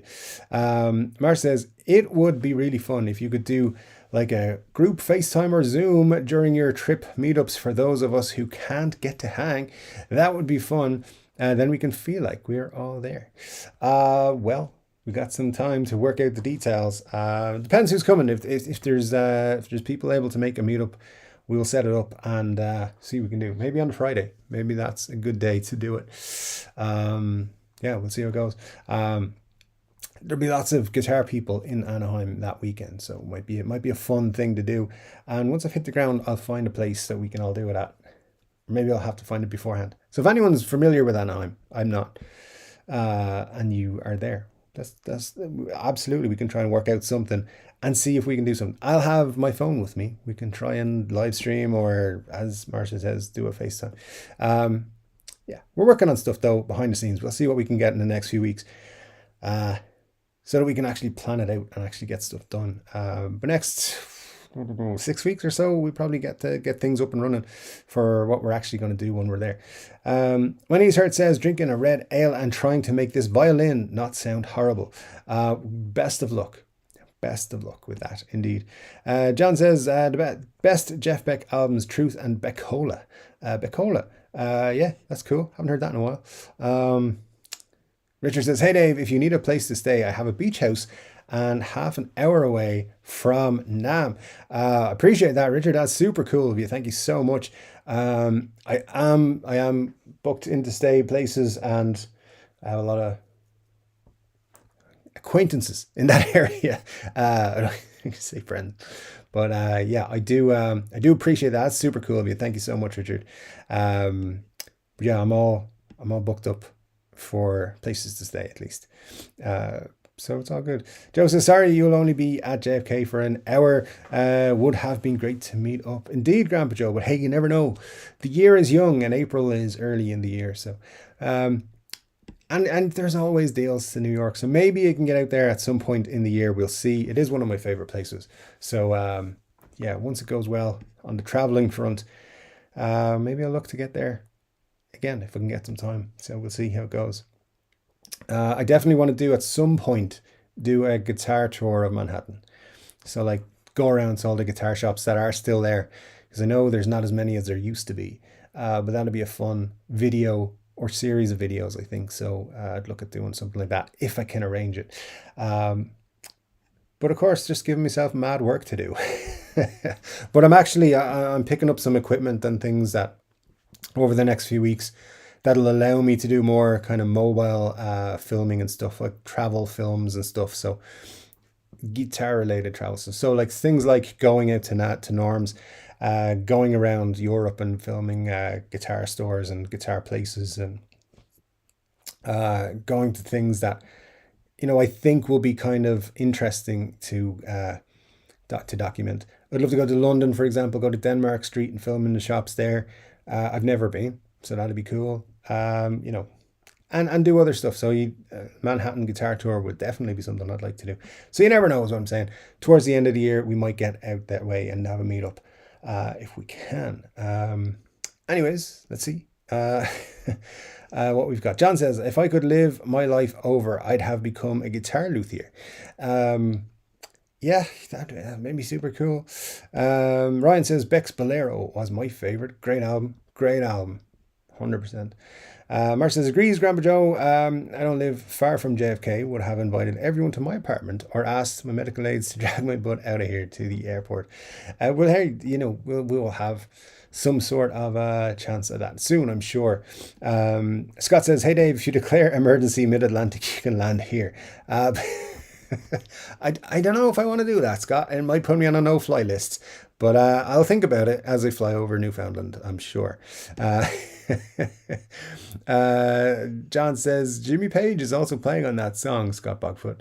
Very cool.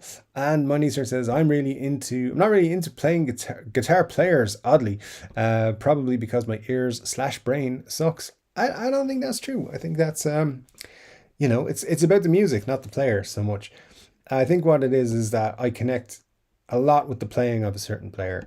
And then I'm like, oh, this guy's cool. Like, at the same time, like, I'm a big Guns N' Roses fan. I've always been a big Guns N' Roses fan. It's just, for whatever reason, I've always been playing at big moments in my life. When all the major milestones were going on, Guns N' Roses were on somewhere, somehow. We won't get into all that sort of information. But the thing is, yeah, so I've always kind of had this bond with Guns N' Roses in a way. So for me, being a big Slash fan is because all the music was always on. And then, like, first time I heard Velvet Revolver, I didn't know who it was. I turned on the radio driving home from a job I fucking hated at, like, I don't know, 12:30 one night. And I was in a really bad mood. And I turned on the radio and there was some rock show on, and turned it on in the middle of Slither. And I was like, this is exactly the kind of music I want. What is it? Who is it? And they played like 4 songs. And when I got home, I stayed in the car listening to the radio till the host came on to tell me who it was. And this was 2004, something like that. And then the host was like, and the first song in that group of 4 was Velvet Revolver with blah, blah. And I still didn't know it was Slash and Duff and Matt Sorum and Scott Weiland and Dave, what's his name? Dave, the other Dave. And we had, and I was like, okay, cool. I got a new band I got to check out.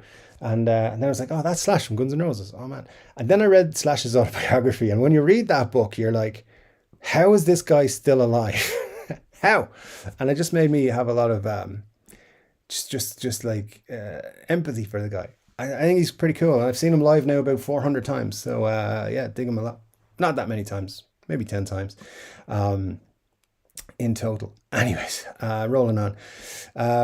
The whole reason of saying that was, yeah, for connecting to certain guitarists, like Slash would be the biggest one for me. That's how it's happened. And as I said, every big moment in my life that has happened, all my big milestones, just everything, Guns N' Roses has been on. Can't explain it. But there you go. Ryan says, good thinking, Scott. He could say he's stuck in the plane's glory hole. Man, they have them on planes now. All right, it's going to be weird. Marcia says, really, money's hurt. Then how do you play if you don't follow guitar players at all? Oh, well, that's, it's an interesting question. Nella says, what is that amp, Dave? So, if you really want to know, that is the Marshall Code 25. Is it the 25? Where's the box? Yeah, it's the Marshall Code 25. It is, so it's my official review. The Marshall Code 25. It's fine. It does work. It works. There you go. It's got this thing where it has like 100 built-in effects. 80 of them are shit, and 10 of them are okay, and 10 of them are the most trash you've ever heard in your life. That's about right. And I haven't plugged it in about 6 months. Now what I actually do, just for by the way, I'm not being super negative. It's an okay amp. I just wouldn't rely on it much. It's fine. It's just not great. Most of the time now what I do is, because I have the Mustang, Fender Micro Mustang. So I use that, I plug that into my guitar and I plug that into my computer, because then I'm like recording stuff as well as I go. So I just use that and it's fine for me in this space. But again, another when I move out of this house thing, because I'm very close to my neighbors here. What I want to do is have like a countryside house, a house out in the countryside where I can get a nice big, huge, maybe not that huge, but a nice big, decent cab and a nice amplifier, and just set up a really cool guitar room. It's one of those dreams I have.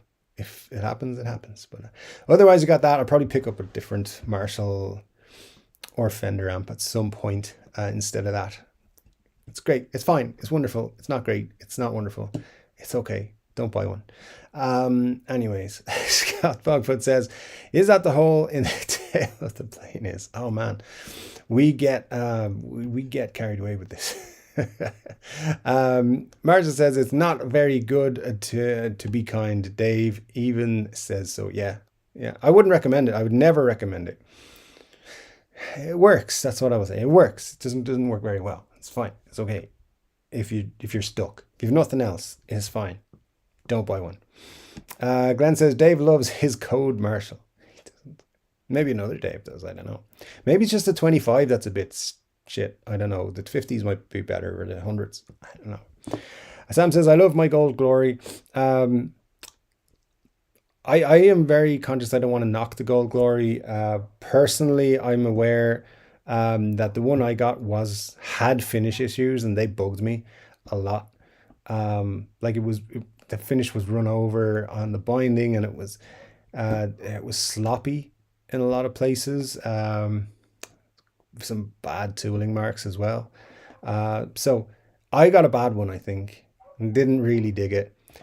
But it's like to the point where it hasn't put me off picking up the Blue Glory when that comes out, if it's coming out. So yeah, I'll give it another chance, but it'll be blue. So blue's the color, the best color. Actually, I think that's a football song. I don't want to say blue is the color. Blue is the best color for guitars, in my opinion. They would do like a vintage or a heritage sunburst or something like that. Ryan says, that's what I hear. Could be why the male stewardess stay at the back of the plane. Oh man. For the new folks, this is also an unofficial Steel Panther fan club. So if you're ever like watching this show and you hear a reference, you're like, what the F are they talking about? It's probably a Steel Panther reference. Not all the time, but a lot of the time. Ben Allmark says, they look good enough, gold top looking to me, but I'm not much of a cork sniffer. All right. Good enough. It's good enough for me. I tend to be a cork sniffer. My knees hurt, says the Marsha. I own many guitars. I try to play them daily, and I just don't follow specific guitar players. I cannot explain it. I blame my lack of hearing. It's all good. Dave, have you checked out 1032 guitars? No, but it's another one. People keep telling me to check them out. Haven't got around to it. But I will eventually. It is on. I have a page in my notebook, and guitar brands to check out is one of them. Another one is what? Is it 505 guitars or SOS guitars? I can't read my handwriting very well. That's another one. And Frasley is another one. I think that's it. Another one folks have told me to check out that I want to check out. Firefly is on that list as well. So a lot of brands I need to check out. We'll see. Hopefully this year a lot more guitars will come through the channel. There wasn't a whole lot of them last year, but yeah, we'll see. Glenn says, have you seen the new katana that came out this week? I've got my eye on the head. I haven't looked into it too much, but I have seen that there was a new one. I will be looking into that in the next few days, I think. The problem I have is I can't buy anything until I go to NAMM because I need to save up because it's going to be a big trip in a lot of ways. I'll tell you guys more about it as we go, but there's a lot going into it. I'm purchasing a lot of equipment for taking with me and stuff. I need new electronic things for it. So investing in that trip to make it the videos as good as possible. So I can do some good stuff. So yeah, there's going to be no guitars until at least April for me, which I'm sad about, but hey, it's all good. No guitars or amps, but we will definitely check that out. It looks very cool indeed, Glenn. Nella says, I'd love to have the Marshall DSL40C or a bit pricey for me. Just bought a Blackstar H220 or H head. Blackstars are great. I think they're very cool. I've always liked them when I've gotten to play through them, which is admittedly is not very often, but only a couple of times probably, but I don't know which particular models I've played through, but Blackstar amps, I always liked the sound of them personally. There you go. Marcia says, unfriendly reminder to hit the thumbs up button on this stream. Sure, yeah, let's do it. The thing is, one soul hit the dislike. So let's hit 40 likes for the stream tonight. We've got 20 minutes to go, and that should be good. If we hit 40, I would appreciate it. So yeah, 40 to 1 is a good ratio, I think. Unfriendly reminder to hit yeah, that's good. Ryan says 1032 are the foldable guitar. Interesting. Yeah, actually the foldable guitar, I've seen videos. I didn't know that was 1032. I'll have to look at it. Scott says unfriendly. Yeah, you're awesome. Ryan says Marsha's getting angry. I don't know. Someone take care of Marsha. Make sure she's all right. We don't want her getting angry. Oh, we got 2 dislikes. All right, cool. That's the most we've ever had on a live stream, actually. So there you go. My knees hurt. Sorry, Benny says my knees hurt. I'm not really into Guitar Hero stuff either. Have one Steve Vai album. Haven't heard a single Vengi album. Vengi? I can't pronounce stuff. You guys know that. Even people's names. Maybe a song. Glenn says, you won't like Marsha when she's angry. I've heard that in the past, for sure. I'm scared. John says, Dave, by the way, thank you for providing a place for us to hang out. Thank you, John. Appreciate it. It's always fun for me to hang out with you guys. And I've missed you the last few weeks. It seems like it's been forever since we did a live stream, to the point where I forgot a lot of the setup of the show. So I did the thumbnail and all that, and then I do the still one for YouTube and then the video one for the stream. So when we start off, and then we do that has to loop, and I forgot to get the video one to loop, and I hadn't got all the stuff that I needed. So yeah, it's been so long that I forgot how this thing works. But there you go. It's just how YouTube is. Scott says, yeah, disassemble the best one I've seen. The case is the craziest thing for the foldable guitar. It's kind of weird. Yeah, it's interesting. An interesting thing they're doing. Ryan says, yeah, it's cool, but it would be weird. It'd be kind of impractical. I think so too. Benny Larson says, Gary Moore always rocked, though Gary Moore did always rock. Yeah, legend. Scott Bogfoot says they have a bunch of new models and designs. And Scott Bogfoot also says, I don't think anyone will ever get one. That's possible as well. I just thought of another guitar company I'm looking forward to seeing at NAMM, which is Emerald Guitars, an Irish company. They're from Northern Ireland as far as I'm aware. So it'd be nice to get to meet those guys and see them. Very, very cool guitars, very expensive guitars, but very cool. And yeah, I'd like to talk to them and see what they've got up their sleeve for the rest of 2023. If you know them, give them a thumbs up if you see them online. They're very cool. Ryan says, nicely designed, but I just don't see the point really of that fold-up travel guitar. Yeah, me neither. I don't travel enough to need that. That is the honest truth. Glenn says, Sweetwater checks all guitars over $299 and they post photos so you can choose the weight, grain, pattern, and they follow up after you've had your order. Sweetwater calls you to see how your order is going. Yeah, so I have bought stuff from Sweetwater, just not for myself. Long story. Life's complicated. And yeah, like they have called me and they have emailed me and be like, hey, that guitar you bought 6 months ago, how is it? It's fine. So yeah, anyway, it's all good. But yeah, I've never had that from Thoman. They don't reach out to me afterwards. I mean, they always talk to me when I reach out to them, and they're really cool and nice that way. But they never contacted me. So Thoman, if you're out there, call me. It's all good.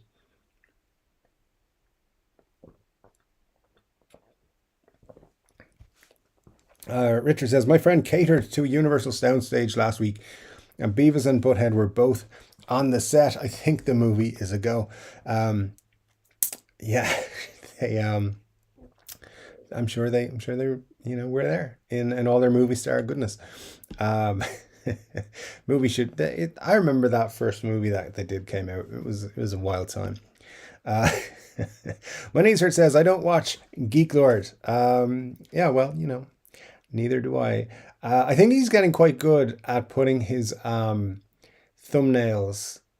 to be clickbaity. Some of them have been interesting this week, and I've flicked on and to see what guitar he is talking about, and then been quite disappointed. Marcia says the Glory Hole shirt quality is nice, but it's a little itchy sometimes, and it's probably because it has some diseases and has nothing to do with the material. Yeah, those ones, that you run a risk with those ones for sure. Marcia, those are definitely a bit odd. Grandpa Joe says Sweetwater does have excellent customer support. My Lazarus was temporarily lost in transit. It was sent to Florida instead of New York. They sent another out before the original guitar was sent back. Very cool. That's the kind of customer service. Like, I have had great customer service from Thoman in terms of that's why I keep going back to them. I've been buying guitars from them since I think 2008, somewhere crazy like that, or maybe 2010, like a long time, and I've never had a problem with them. I've had guitars where I knew like there's nothing actually wrong with this, but here's a little tiny thing, and they just take it back. In the last couple of years, because I'm running a YouTube channel, there have been times when I've bought something and be like, you know what, I'm going to review it and I'm going to send it back. And they're cool with it. They're like, all right, that's fine. But I've also picked up a lot of great guitars from them over the years, and they've always been super cool with me in that case. Ryan says, anybody play a Cower guitar? I have not. Interested to know more though. Lenny Corvasseur, sorry if I butchered that, Lenny, says Amazon does a print on demand as well, better than Teespring also. Yes, was one I've been looking at in the last few days, Lenny. Appreciate it. If you say they're better than Teespring, I mean, I feel like anything is better than Teespring. So I do appreciate your point there, and I will definitely look into it and see what we can do. Nella says everything that I've purchased from Sweetwater has been great. Guitars over $299 get a 55-point inspection. They warranty stuff for 2 years regardless of the manufacturer's warranty. That's good. That is good. Yeah, I like that a lot. And over $299, like $299 is not that high a price for them to be doing such a check like that. So that's cool. Pretty much if you're buying Affinity Strats or whatever, you're not getting a check, but anything like any kind of Epiphone standards or Epiphone special, SG specials, they're getting their checks at that point. That's cool. I like that. I don't think I'll ever be living in the US, so I don't envisage myself really buying from Sweetwater.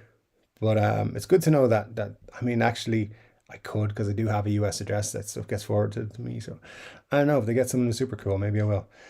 But it's good to know that they check them out. So that's cool. Alex says Gibsons are an investment, not guitars right now. Young musicians don't have money for Gibsons. Seems people at Gibson may have forgotten that it's a music brand and not a real estate company. Alex, that is not incorrect at all. They're playing to a certain market, and part of me thinks they're going wrong in a lot of ways. But the thing is, they're actually making a shitload of money. And that's the most important thing to a company. Now, could they make more money if they did things more geared towards musicians who are going to buy the shit out of their instruments and not just people who are buying collector's items as investments? Yeah, I think they could. But they're trying to make... Here's what I've been told is the long-term plan for Gibson. Gibson is the elite prestige brand that you're well off 40 to 70 to 80 to 90-year-old who has bucket loads of cash goes and buys the Gibson. Or the social media influencer or whoever. People who have loads of money buy the Gibson. Everyone else buys the Epiphone. Because right now you've got up to the last few years, you've got a market where there was cheaper Gibsons.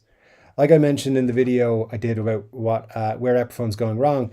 4 years ago, 2019, I bought a Gibson SG Special, brand new from Thomann, $699. Sorry, $599. Brand new Gibson. Amazing guitar. Brilliant. It was one of their cheaper end guitars, obviously at the time. It was fucking $599.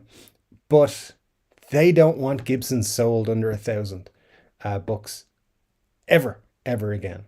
Not one. And even that thing that the Gibson did, you remember they did a range, I think it was called the M2. There's like some really crappy Les Pauls and stuff on Amazon. I think it was an Amazon exclusive. Like that, they want that scrubbed from the internet. They don't want people to remember that. They want Gibson to be a prestige, expensive brand. They want to be the Rolls Royce of guitars. Now, the problem they have is their quality control is not Rolls Royce. And they need to fix that before they fix the pricing. But they've gone the other way. They've put the pricing first. And then they're going to look after the quality control. And of course, they're putting the Epiphone prices up. And I've been saying this for, it's banging on nearly 18 months now. I've been saying this is what they're doing. And Epiphone it was definitely a push that they were doing. And people were telling me I was crazy talking about that. But here we are. It's happening. So you're 100% right, Alex. They need to kind of remember they're a music company. They want to be the elite music company. And Epiphone can be the everybody else company. And we'll see. They might change their plans. But that's what I've been told it is currently in progress. And Cesar, if you're out there, you can feel free to come on the show and talk to me and correct that. But I don't think you will. But anyway, hello to whoever Cesar is making watch my show. Nella says they have a no hassle 30-day return period. Yeah. Well, it's actually it's law in Europe that Thomann have to have a 14-day return policy. And then, but they're always cool after that. I've never had a problem with them returning them. So I'm glad both sides of the Atlantic we have something like that. It's cool. I for some reason, even though I've never purchased anything from them for myself, I have this kind of affinity for Sweetwater. I really like them as a brand. William says, cut Geek Lord's t-shirt up and make it into guitar polishing cloth. I was actually thinking I would use it as some sort of a cloth or a rag for something quite funny. But anyway, we'll see what happens. Scott says, Dave, do you use Night Shift for shirts? Do not use Night Shift for shirts. They are a shit show company. A hoodie and a hat cost nearly $200, and you get an exchange. And to get an exchange for another one in the correct size costs almost the same again. Yeah, no thanks. Sounds like a terrible experience. Marcia says, yes, I said that Above Jericho provided no proof that it was Gibson. They didn't even say how they found out it was supposed to be Gibson. Gibson could have been hackers posing as Gibson. Yeah, I think it was likely that it was Gibson, but who reached out to the host and said, hey, this is counterfeit, take them down. It's very likely because of all this, because email addresses and stuff like that. It's likely, but who knows? Scott says, oh, and it's lowest quality garments imaginable. It's quite a comment, because I've seen some pretty low quality garments. John says, Jeff Beck, Dave Gilmore, Roy Buchanan, Satriani, Lonnie Mack, Zappa, Gary Moore, Rory Gallagher, SRV, EVH, Peter Green, Elmore, James, Johnny Winter, Leo Kotke, Roy Cooter, Sonny Landreth, Jimmy Page, Jimi Hendrix, folks like that. Graham Coxon, probably the most underrated guitarist from the Britpop era, I think. It's just my opinion. I really like him. His solo albums were great. Ryan Byrne says, yeah, no proof. There's always going on. That's why he's going on about his daughter's gymnastics. Why is he going on about his daughter's gymnastics? Yeah. Well, calendars get messed up with your email addresses. I know I've dealt with people like that. It's calendars. I hate calendars on the internet. Anyway, Al says it's amazing when you think that Clapton, Beck, and Page all played in the Youngbloods. It's quite a history. Alex says Gibsons are now. Oh yeah, we got that one already. If I skip back up. Mar says I agree. Some artists have way too many signature models. Yeah, it kind of takes the shine away from them in some ways. I think anyway. Hey guys, how about one more like? If you haven't hit the like button yet, let's try and do that, and we can hit 40 for the likes. That'd be cool. I would appreciate that so much. What else have we got here? Lots of comments, and we're going to definitely run over tonight to make it up for a little bit. Oh, cool. Amazon have dispatched my package at 10 to 12. Sure you have, Amazon. I believe you. Glenn says, Alex, I agree. They make no attempts to get younger players interested in their brand. Did you not see my video, Glenn, on the Power Players guitar? Specifically made for young people. It's an Epiphone, but the plan is you buy one Epiphone, you buy another Epiphone, you keep buying Epiphones, and then eventually you buy a Gibson when you're 50 and have loads of money. You're supposed to have loads of money when you're 50, apparently, according to Gibson, by the way. Al says, all of my small collection of 15 guitars, I'll only have one signature guitar. Yeah. I mean, look, at the end of the day, I would never buy a guitar because it's a signature guitar. I would only buy it if I thought it looked cool and had specs that I wanted. Doesn't matter to me if it's a Slash guitar or a Jimi Hendrix or a Muddy H2O.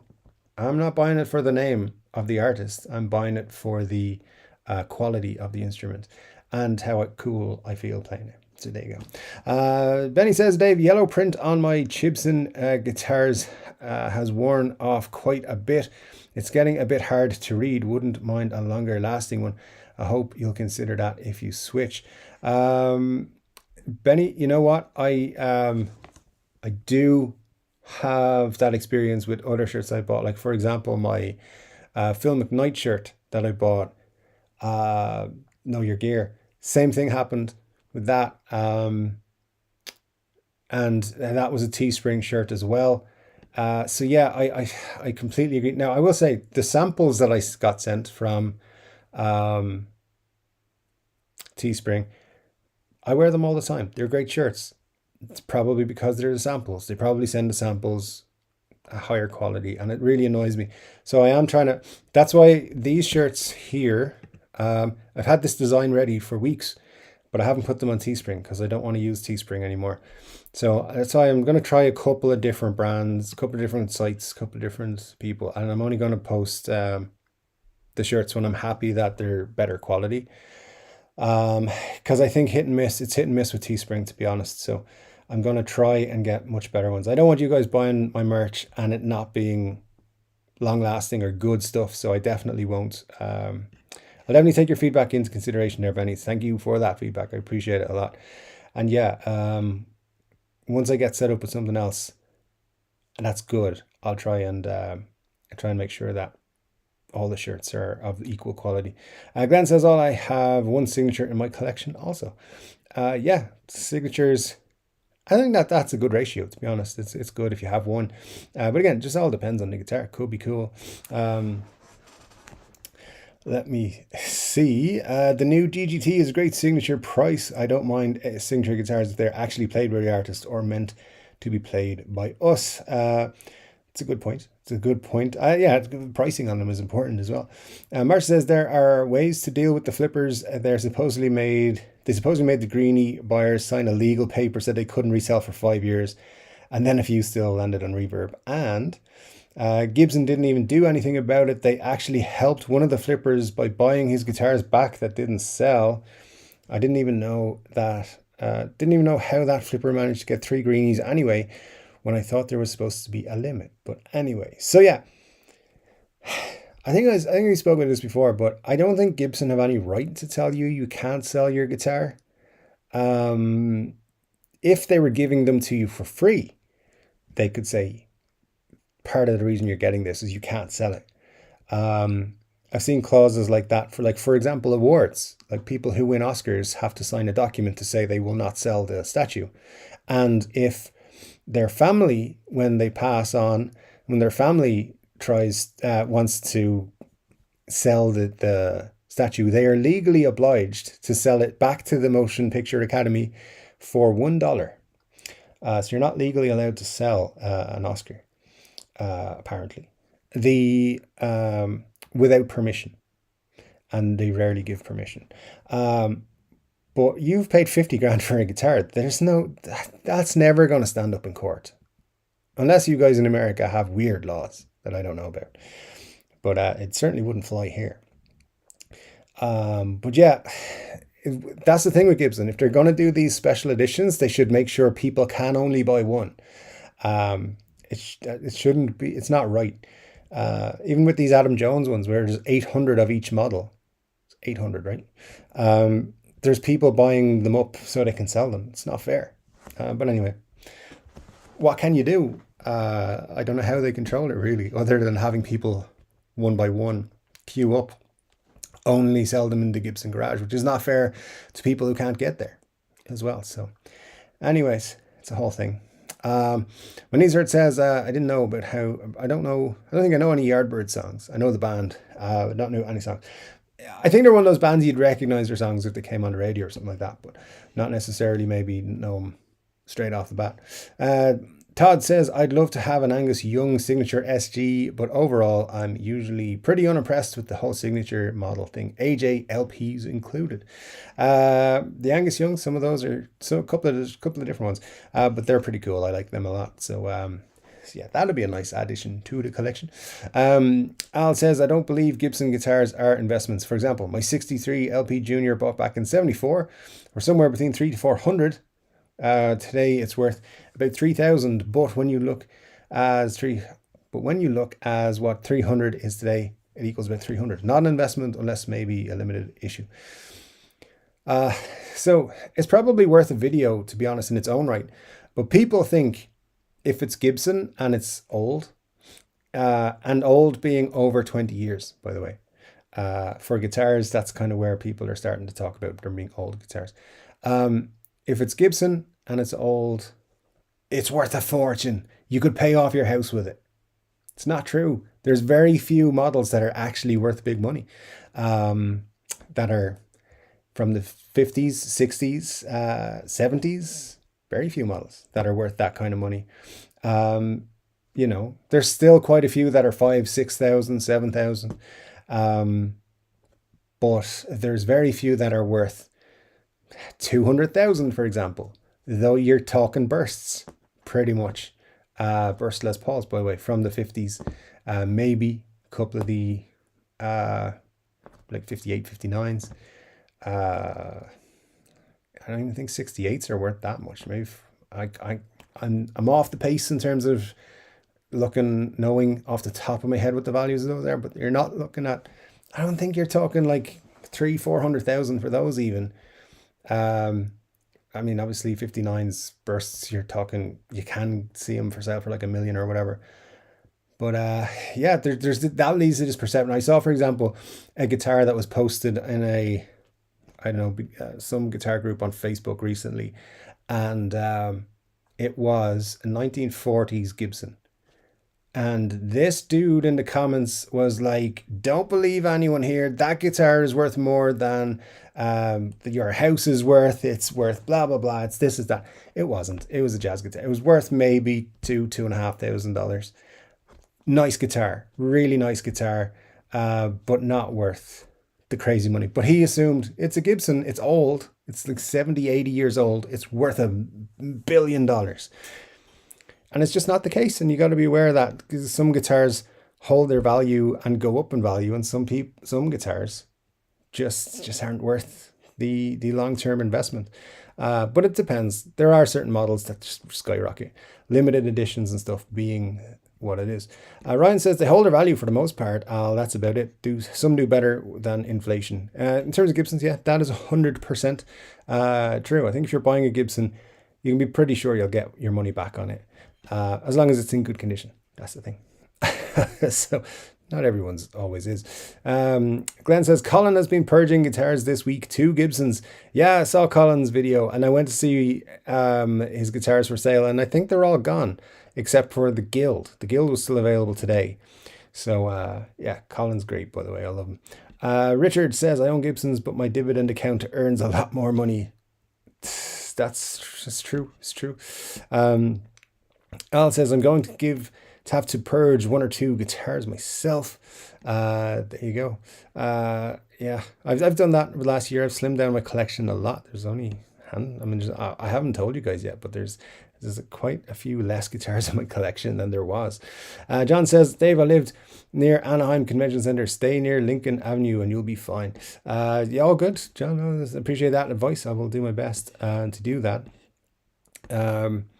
Let me see. Al says, would love to meet up with you in New York. April is bad. Wife's son is getting married. I'll be in Brazil. So unless you can stop in Rio, look, I'm certainly not going to be in New York in April, Al, but later on in the year, perhaps September, October, maybe. We'll see what can happen.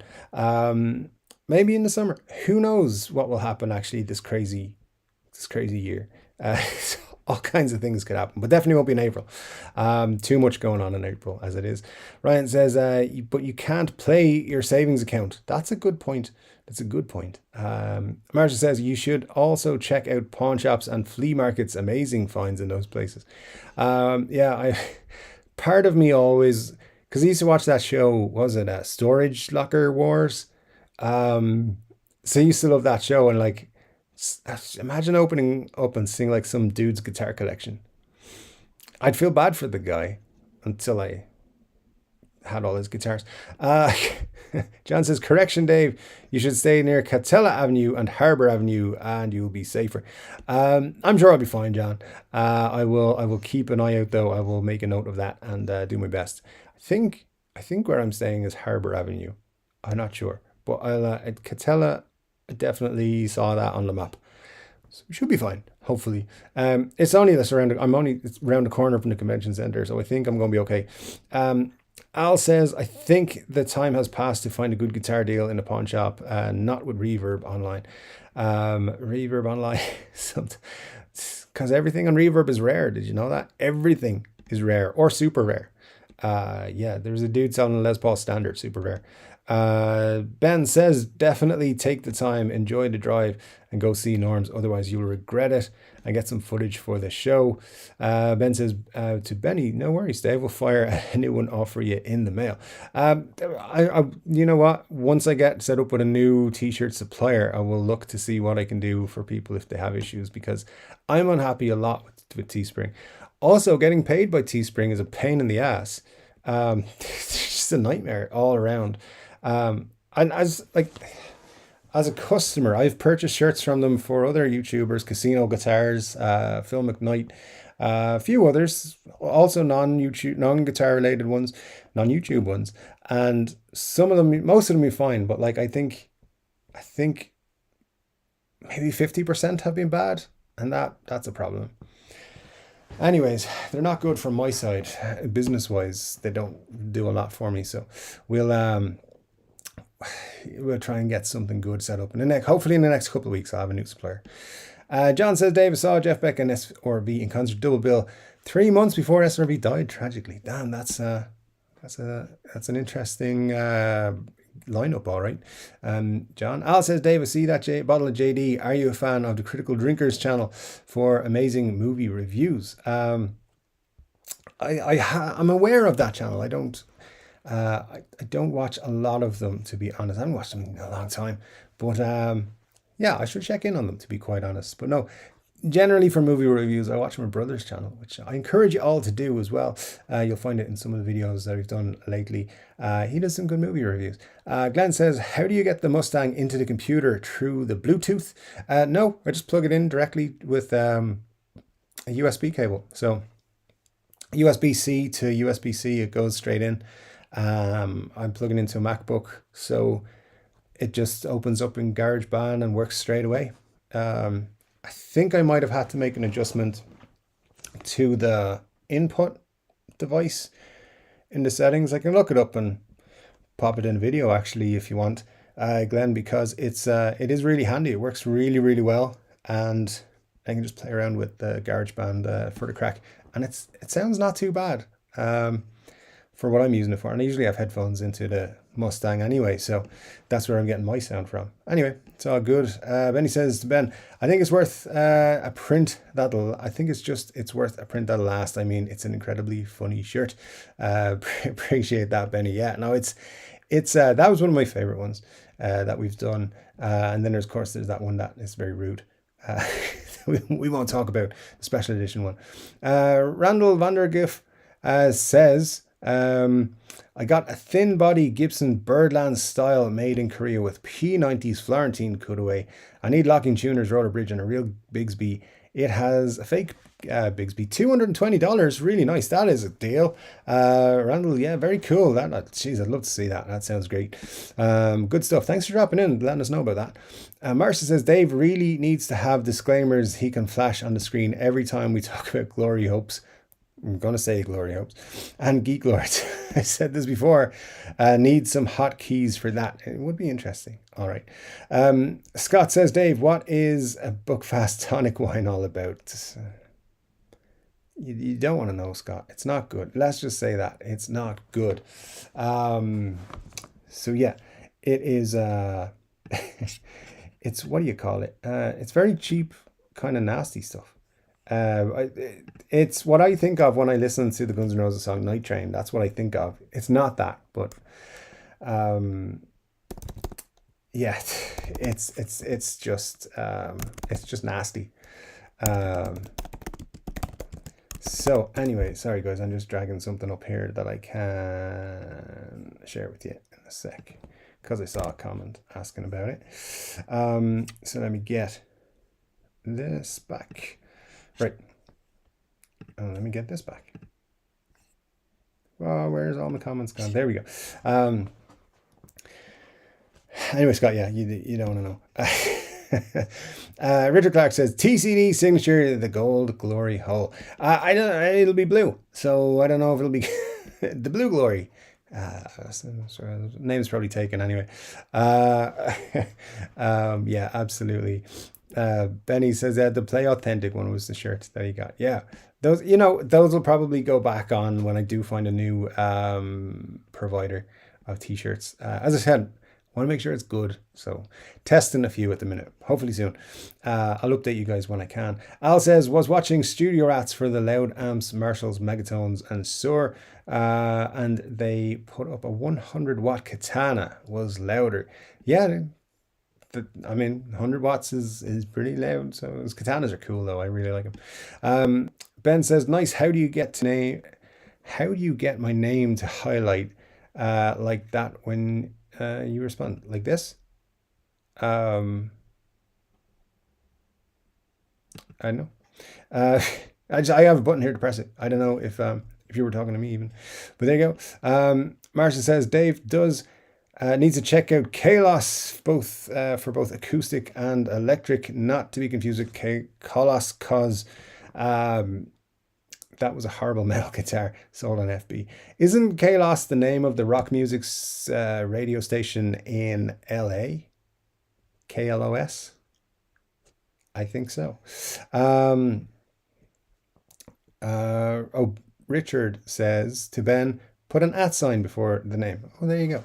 Because I just see them all in white on the program I'm in. So, anyways, that's all good. I love Pelham Blue Guitars. Says hi, Dave. Hi, Glenn.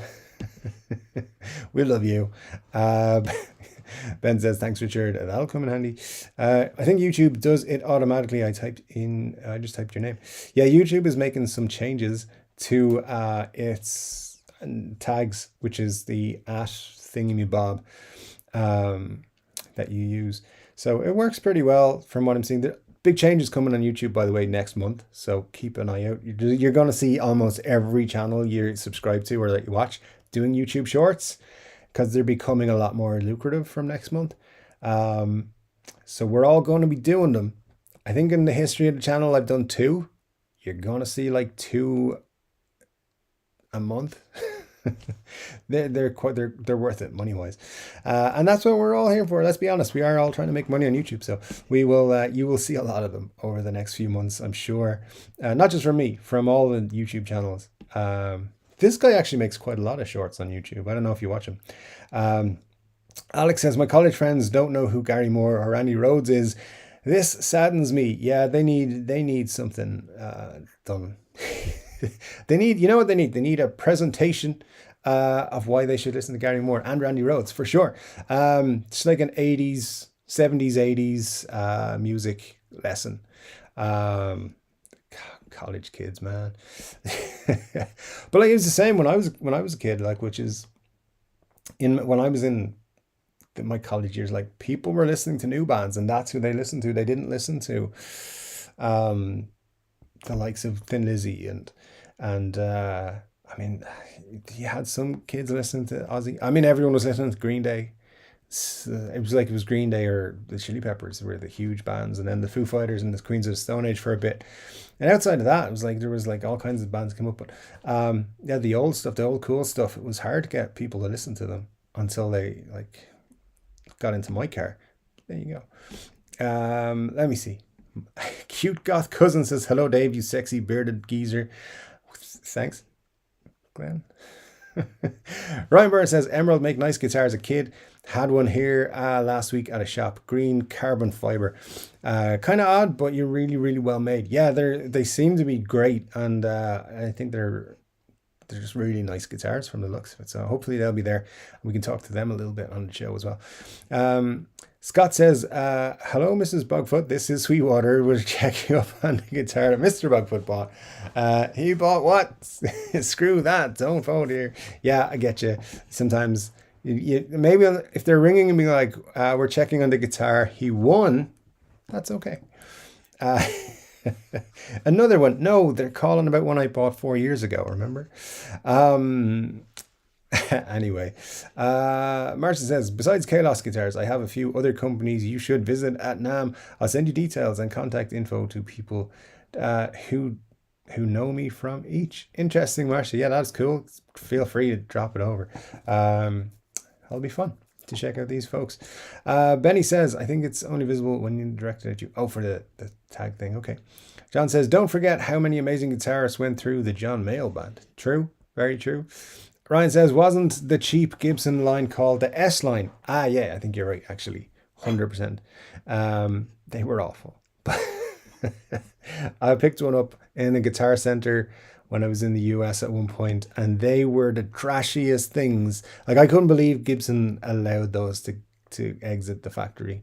They were terrible. Anyways, people who always wanted a Gibson but could never afford one picked up one of those, and they were so bad.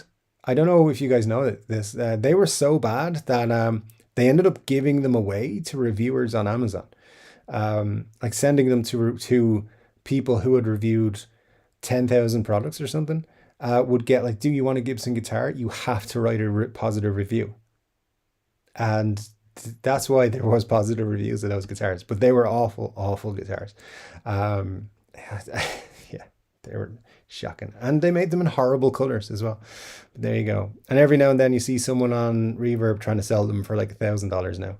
Anyway, because they're super rare. Because everything on Reverb is super rare. Al says, Duesenberg is the Rolls Royce of guitars. I've spoken to 3 friends who bought Gibsons. No quality issues. My shop has 30 Gibsons. Spoke to a friend who works there. No quality issues. As I've said before, I've personally never had quality control issues from Gibsons. But I have friends who have. The biggest one, I will say, is Muddy H2O, our good friend here on the channel. He bought an excellent guitar. What should have been an excellent guitar. How he described it to me was, this is my dream guitar. And it was a disappointment. Let's just say that. Some of the most basic QC things. The bridge was screwed in at the wrong angle. How do you do that? Instead of being straight up, it was like that. It was...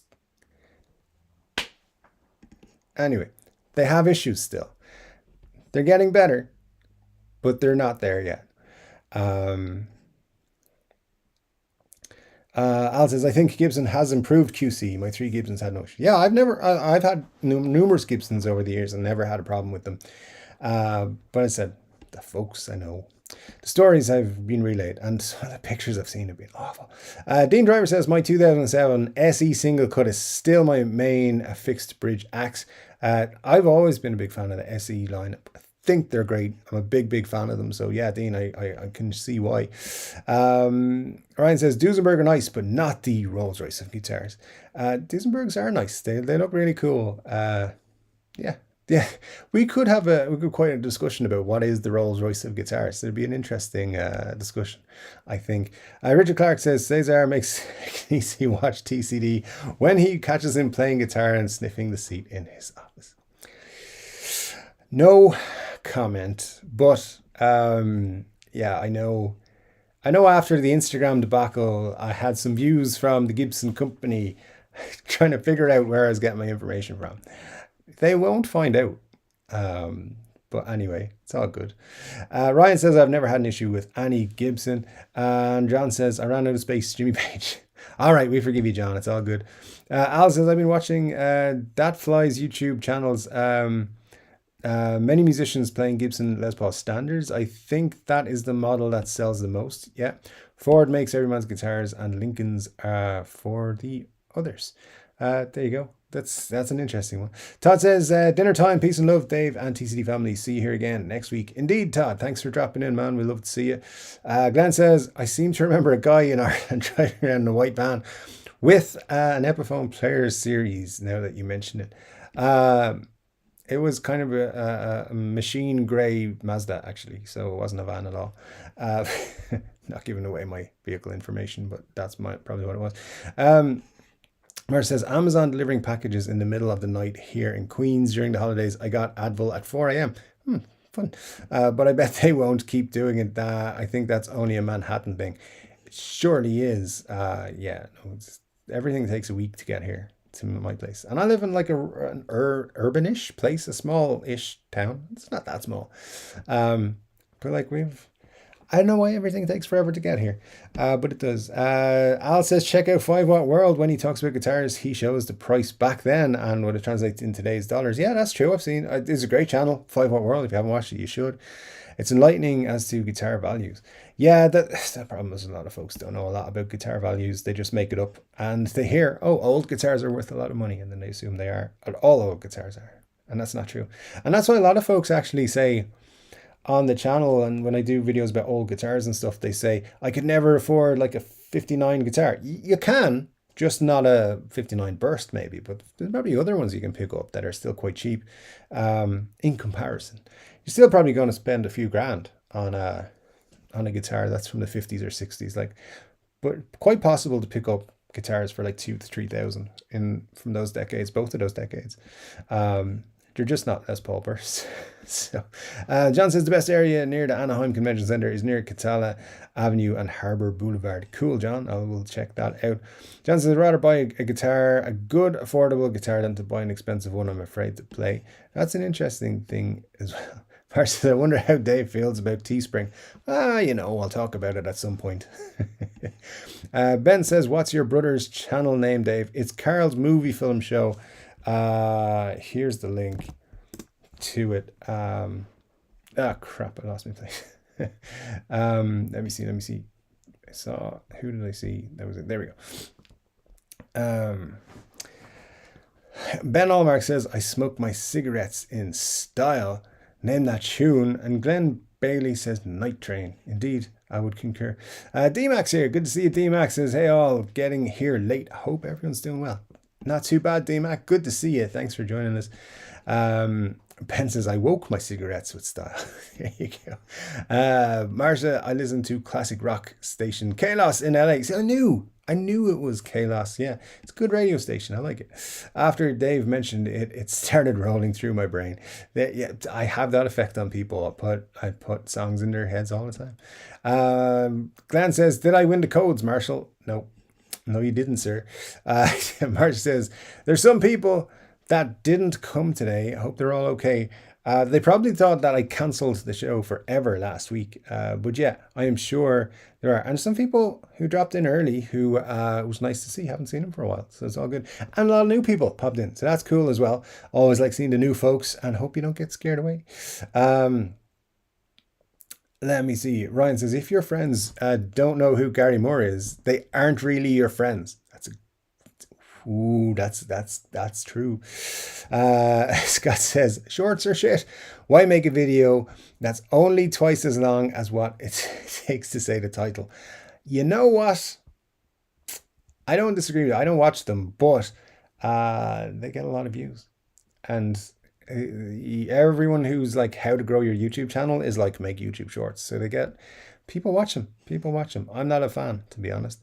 Al says, hate shorts. I avoid watching them. Me too. Shorts are the worst unless it's a bicycle crash video from Ryan.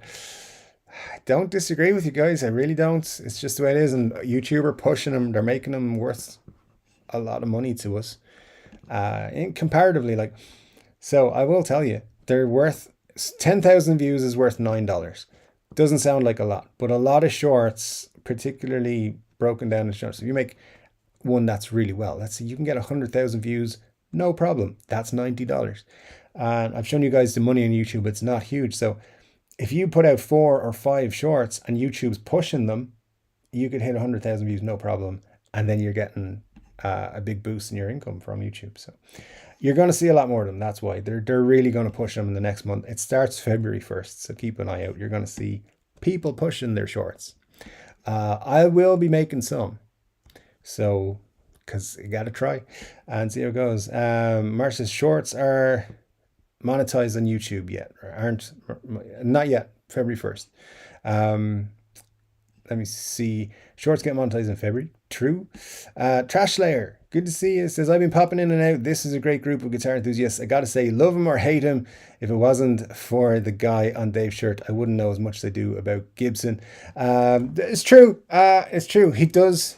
I would say he's the gateway YouTuber, and I think that's not a bad thing. People watch his show, they find out a little bit, and then maybe you jump on to Film at Night, or you jump on to 5 Watt World or something like that, and you learn a lot more. But yeah, he definitely, love him or hate him, you're right. I think he's an important part of the guitar YouTube, no doubt about it. I'm not knocking him in any way. I just don't particularly watch his videos myself anymore, but I used to watch him all the time, and I did learn a little bit from, no doubt. So there. Al says, did Muddy buy his guitar made during the not to be mentioned virus? Everyone had issues then. It was within the last year, so not too. I mean, maybe not. But I think it was kind of past the bad time. Scott says, thanks for another great show, Dave. Much needed after a long break. Indeed it was. I enjoyed it, guys. It's been super cool. Ryan says, you can get 60s Melody Maker for $1,500, and those are really fun to play. And Rory Gallagher played one, so you don't need more higher endorsement than that. Rory Gallagher played one on stage all the time. So yeah, those are very, very cool. And Marcia says, yes, nice to see new faces. Indeed, guys, listen, that was a cool live stream for the first one of 2023. Channel's doing really well this year, since 15 days now. Well, because it's just rolled over to Sunday the 15th. Channel's doing really well. We've had a lot of views on the channel already, almost up to like 8% or something like that of all the views that came in last year already. So we've done really well. So keep sharing the channel, keep liking the videos and stuff like that, and keep being the coolest community in the guitar space. I love you guys, and I appreciate everything that you do for the channel. Look, we're going to have a cool year. I'm going to put a lot of cool stuff out there. So I hope you support me in all of that. It's been super cool, guys. Thank you so much. Just before I go, Benny says, the cool thing about shorts is that you won't necessarily have to do a lot of editing. I mean, you can just have a little rant live. That's what I'm going to use it for, I think. Just giving shit to Gibson. Anyway, guys, it's been super cool. Thank you again so much. Let me get the thing I need. Where's the thing I need? Where is it? Oh, there it is. All right. Thanks, guys. Take care of yourselves. Have a great week, and watch out for more guitar videos soon from myself, and more content. Anyway, take it easy. Have a great week. I'll see you next week.